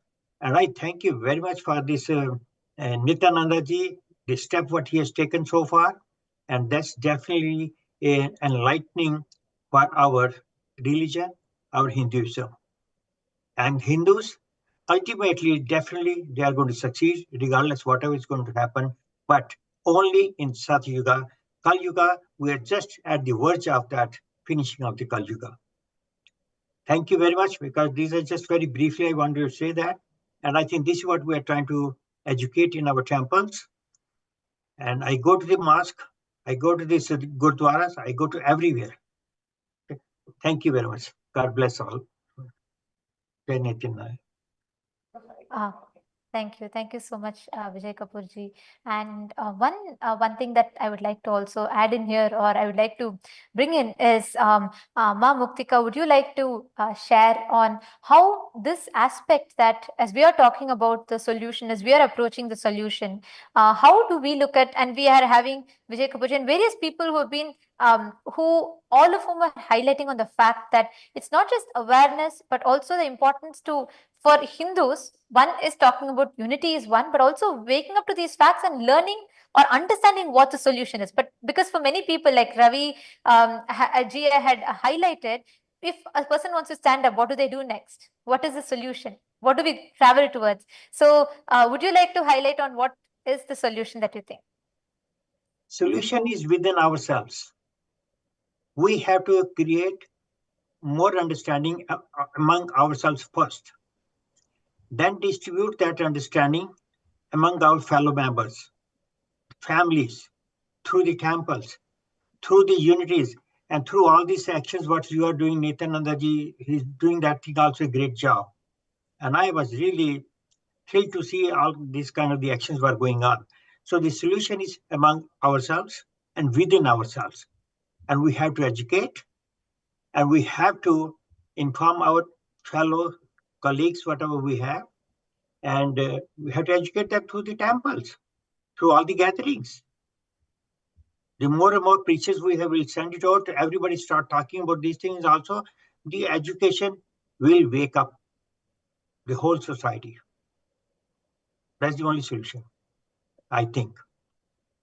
Vijayji, I think you brought up a very good point.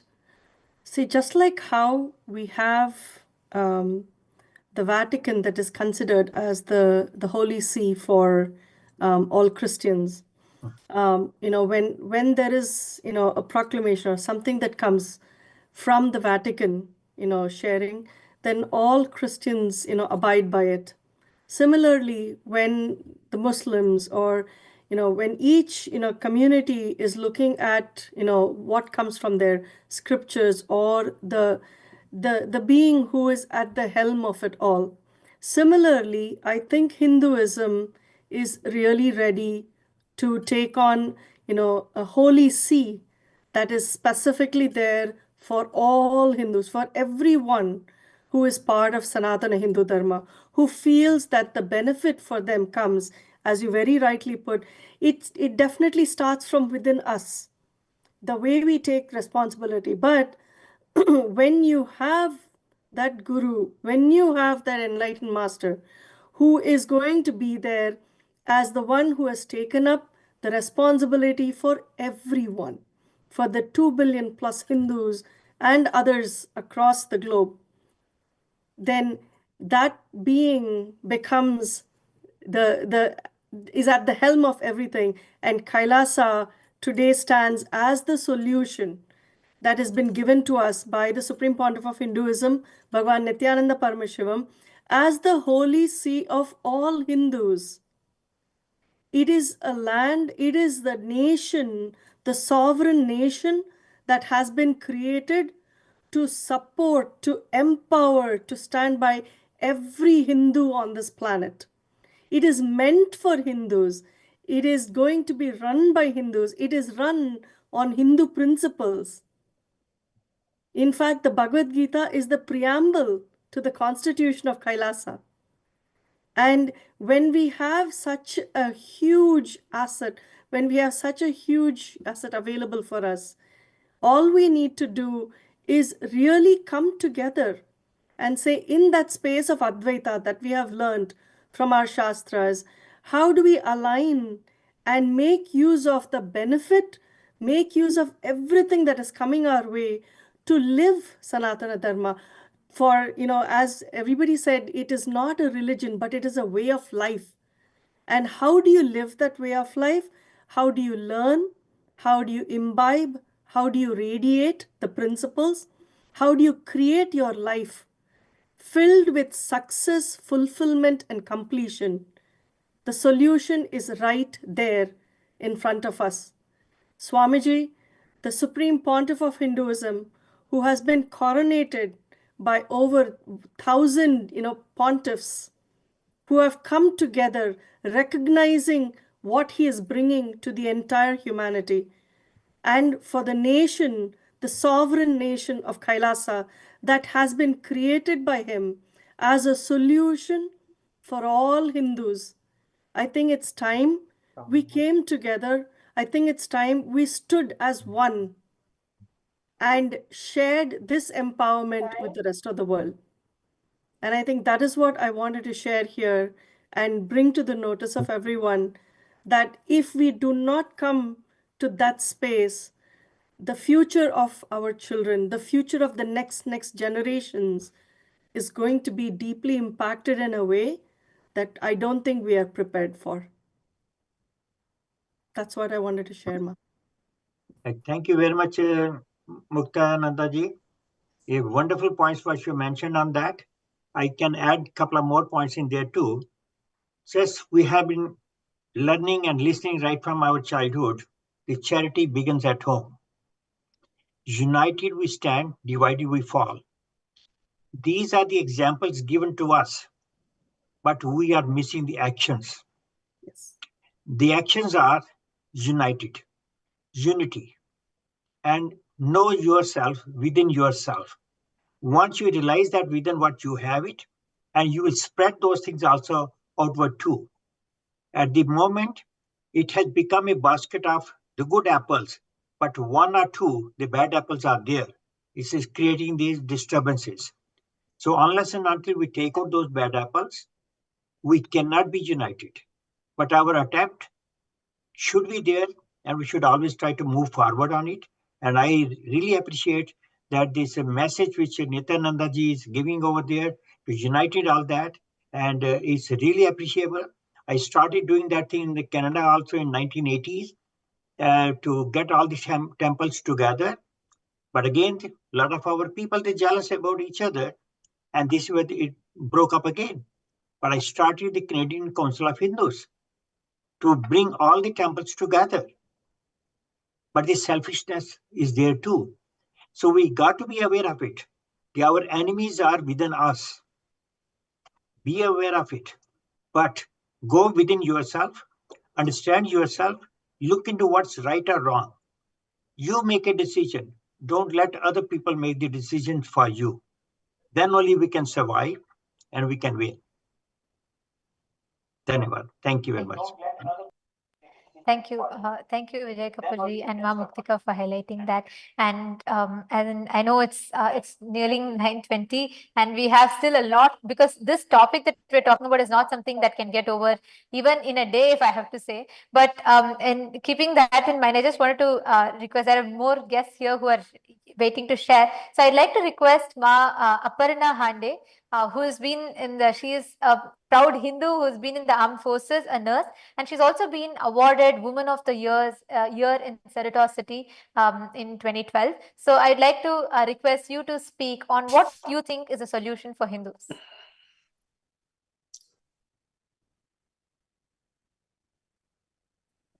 Aparna, if you can please unmute.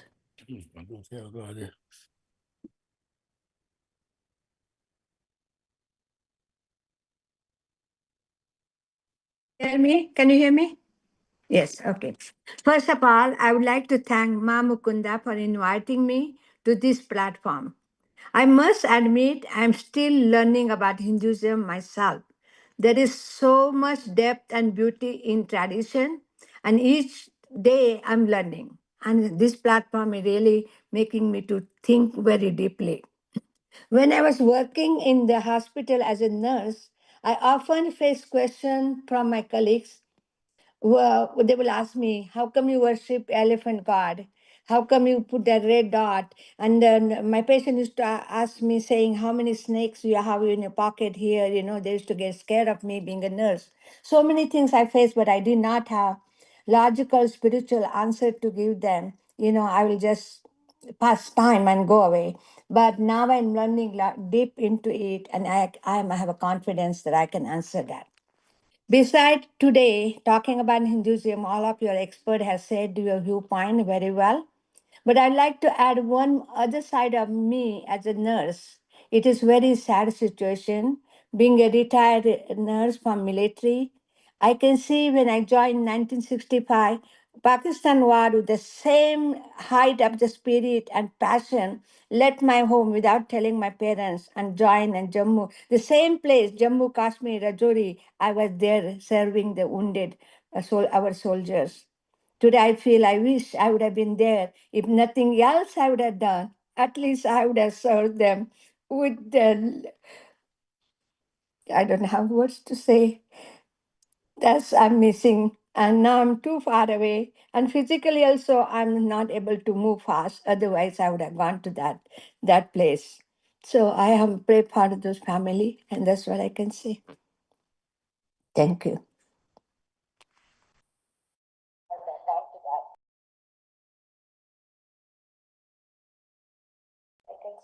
Thank you, Ms. Aparnaji. And yes, Neelji, I think you're wanting to say something. Please, Go ahead. Go ahead. Can everybody hear me? Yes. Thank you very much, Sonaliji and everyone else, Swamiji. Swamiji, I met first time in Columbus when we opened the actually Nithyananda Swami Temple in Columbus 2007. And I was actually chief guest here with the Swamiji too. And second thing about, I think one of them, somebody say one from the moderator, my son wasn't believing in God. We explained him and talked to him. He said, why don't you just study yourself, Gita, Quran, even Christianity, like Bible. He studied by himself, all Vedas and everything. Now he says, Daddy and Mom, I think Hinduism, Sanatana Dharma is the best religion on planet Earth. Okay. And other thing, a lot of people say we have thousands of God. We don't have thousands of God. We have one God under the one tree, under the one roof, across the world, across the even universe, not even world. Okay. Just like if you're talking about we have the president in our country is only one president, but he got the whole cabinet working for him. And then each state, 50 states has 50 governor and then 50 cabinet. There's thousands of people working for the president of the United States. Same thing, our God, Vishnu or Lord Krishna or whatever we call Shiva, they are exactly, we have a, just like without air, can we live? Can we live without sun? Can we live without water? All those things actually is good thing for our mountain, trees, everything. And that is important for the life to live. And that's why we pray them and we believe them. They are the God, but they are the God's exactly cabinet. And that's where actually I put it on. A lot of time media asking me the questions, thousands of God. I said, then, let me tell you one thing. Can you live without air? And air is actually we consider as a God, because without air we cannot live. Same thing water, same thing tree, same thing mountain. And that's the way I explain them. And that's why I want to just tell them to everybody else. Thank you very much. Namaste, Jai Nithyananda Swami. Thank you so much. Thank you so much, Neelji. And that Swamiji says the beautiful line that Swamiji quotes is Ekam Sat Vipra Bahuda Vadanti. It is one ultimate consciousness, Chit, call it Paramashiva, Parandama, Paramapada, Parabrahma, call it That's anything right. you want, that one ultimate Chit, that consciousness, Ekam Sat Vipra Bahuda Vadanti. There are millions of ways to reach that, and that is what we call Advaita. Everything leads us ultimately to that moksha, that paramoksha, where you experience that oneness. And you beautifully highlighted that. Thank you so much for bringing that and highlighting that point. And I would like to next invite Sri Himanta Shrestha ji, who's a Hindu activist who's joining us here. And is there something that you would like to share?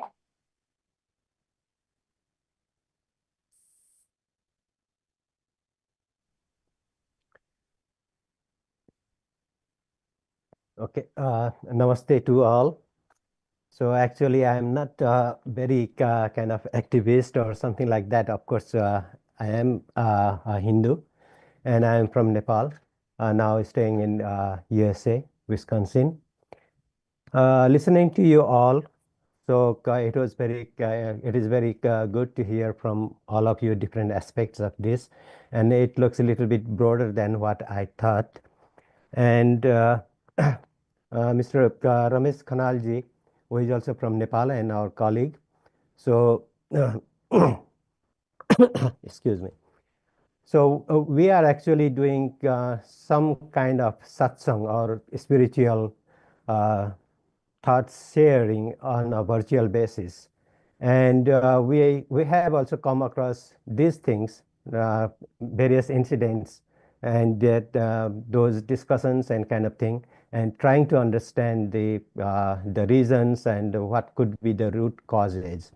So as we see in our Hinduism, wherever, I mean, in Nepal, Bangladesh, and India as well, the different social systems that we have.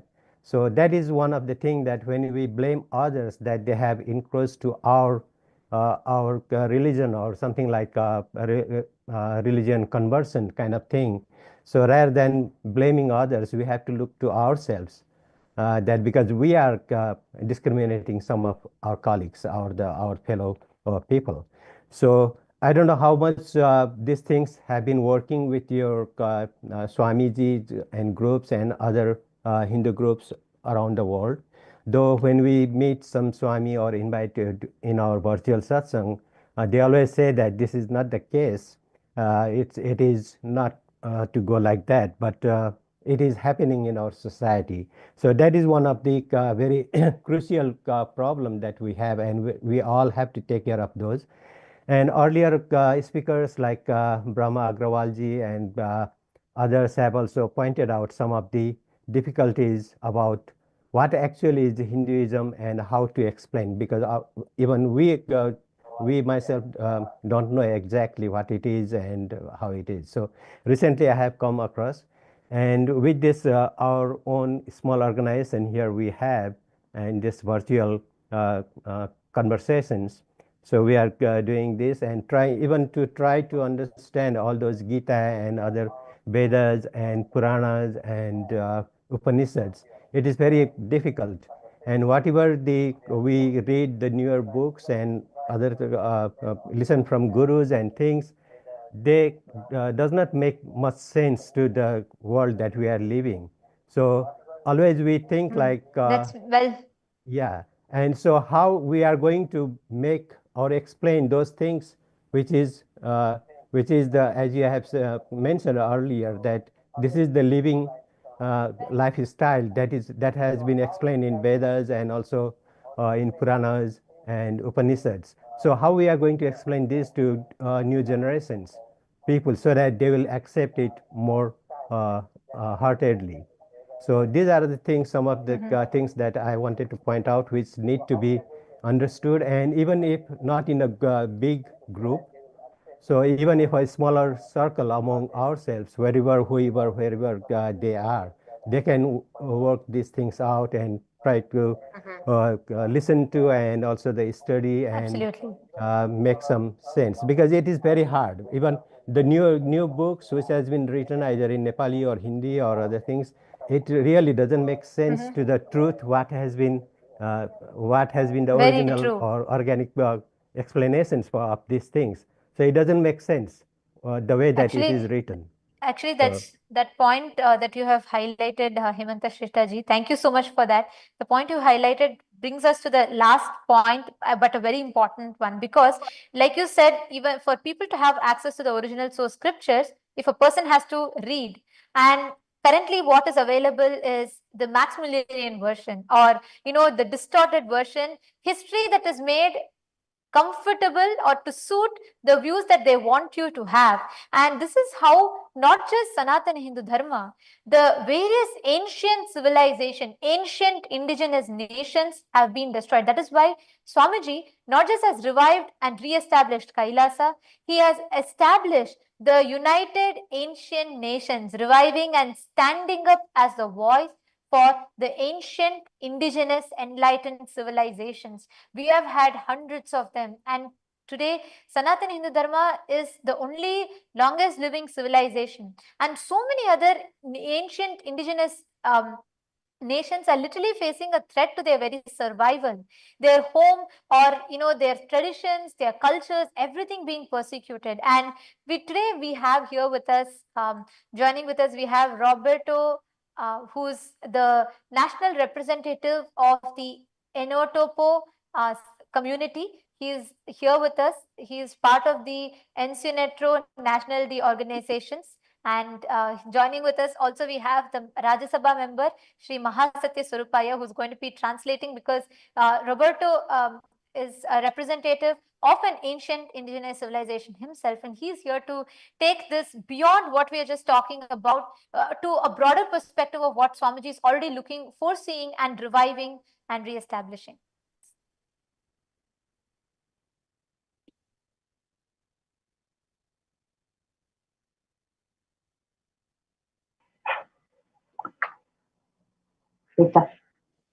Mari Mari, Compuche, Mari Mari, Pu Peñi, Pulamien, Compu Wenei.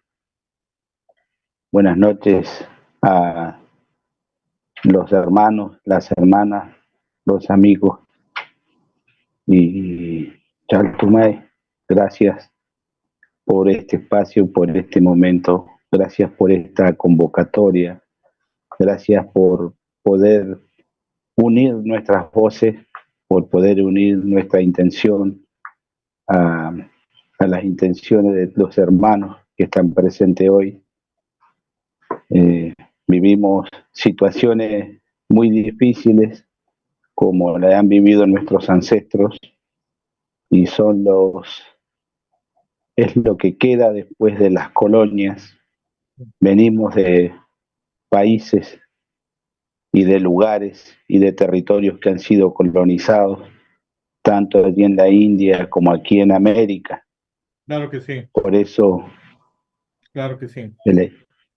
So, Nithyananda, so Mr. Roberto is telling that, first of all, he's giving a salutation in his own native language, and he's taking a parallel statement on how the destruction of civilizations, ancestral civilizations, has been occurring both in India and with all the ancestral civilizations in the planet Earth. And he's beginning with this statement. Continúa, Roberto, por favor. Gracias. Por eso el sistema que instalaron las colonias en nuestros territorios es un sistema que va contra la vida, que va contra nuestra madre tierra y sobre todo contra nuestra espiritualidad. And he's making emphasis on the systems that have been imposed on the land, on the civilization that is against Mother Earth and their own traditions. Continúa. Hoy nuestros territorios están siendo saqueados. Hoy es el litio, el petróleo, la minería. Eso deja muerte, eso deja culturas rotas, culturas saqueadas. Por eso es necesario esta unidad para el levantamiento de la ancestralidad. Thank you.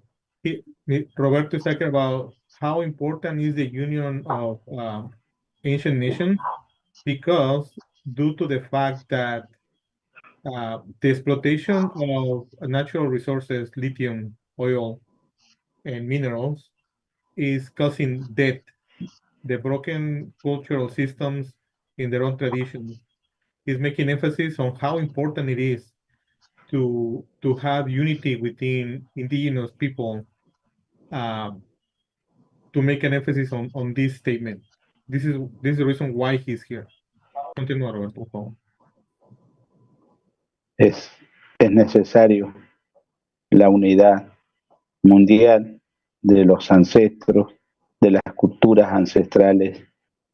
Y hoy vemos en Swami esa posibilidad de que una todas estas luchas, de que pueda unir vuestra santidad, pueda unir la lucha de nuestros ancestros, nuestra lucha y la lucha indígena ancestral en todo el mundo, que esté unida y sobre todo que la espiritualidad sea la que guíe nuestro camino y sea esa luz los que nos lleve adelante. Chaltumay, gracias por este espacio. Muchas gracias, Roberto. And then what Roberto is saying, he's making emphasis on how the SPH Nithyananda Paramashivam, the importance of him not only reviving the Kailasa nation, but also uniting all the indigenous nations across the planet Earth in order for all of us to stand and have a voice, a global voice, to unite us and make us stronger. And he's actually giving thanks to Swamiji, and they feel the support of the SPH Nithyananda Paramashivam towards all the indigenous people of the planet Earth. Thank you, Roberto. Muchas gracias. Thank you. Thank you so much, Roberto. And thank you so much, Sri Mahasatya Swarupaya. And actually, I think this discussion can go on, but it's time for us to wrap, because in the interest of time, we have to, many of you have shared so many important points, highlighted something that all Hindus, all of us need to wake up to, and something that we all need to collectively see, understand, and not just to raise awareness about what's happening, but also being part of the solution. This reminds me of a line that Swamiji says, where Swamiji says that in the first lines of the United States of Kailasa book, which we have shared the link with you all, and we invite every one of you to please visit it. And we will also gift, each one of you will be receiving a copy of the United States of Kailasa book too. And in this, Swamiji says, it is time that we make all these lofty ideals a reality. We have had lots of solutions. We have had lots of discussions. It is time that we make all these lofty ideals as a reality, and the Hindus are waiting. World is waiting. The future of Hinduism is waiting. And all of us together are going to be we all are going to be working together. It is really, really wonderful to see so many people from around the world. And actually, like Mr. Roberto is here and Miss Sandra Silva who's here, like where all of you are coming from, like this broadens the perspective, where like the Supreme Pontiff of Hinduism, he's not just reviving Sanatana Hindu Dharma, but reviving and empowering all the ancient traditions, ancient civilizations, and ancient civilizational nations, because of which right now we have way more than 120 plus indigenous nations that are standing strong with the United States of Kailasa.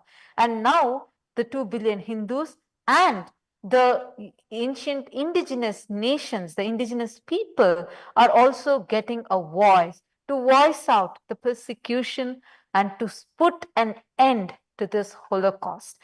So we thank each and every single one of you that has joined with us today. I know many more of you are wanting to share a lot more points, but in the interest of time, we would like to thank all of you for coming here, being here with us, and sharing your amazing insights and being part of the solution.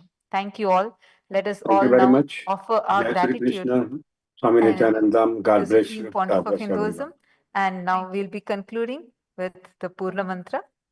Om Purnamadah Purnamidam Purnat Purnamudachyate Purnasya Purnamadaya Purnameva Vasishyate Om Shanti Shanti Shanti Hari Om Tatsat Sarvam Bhagavat Shri Nithyananda Paramashiva Padakarpanamastu Om Nithyanandam.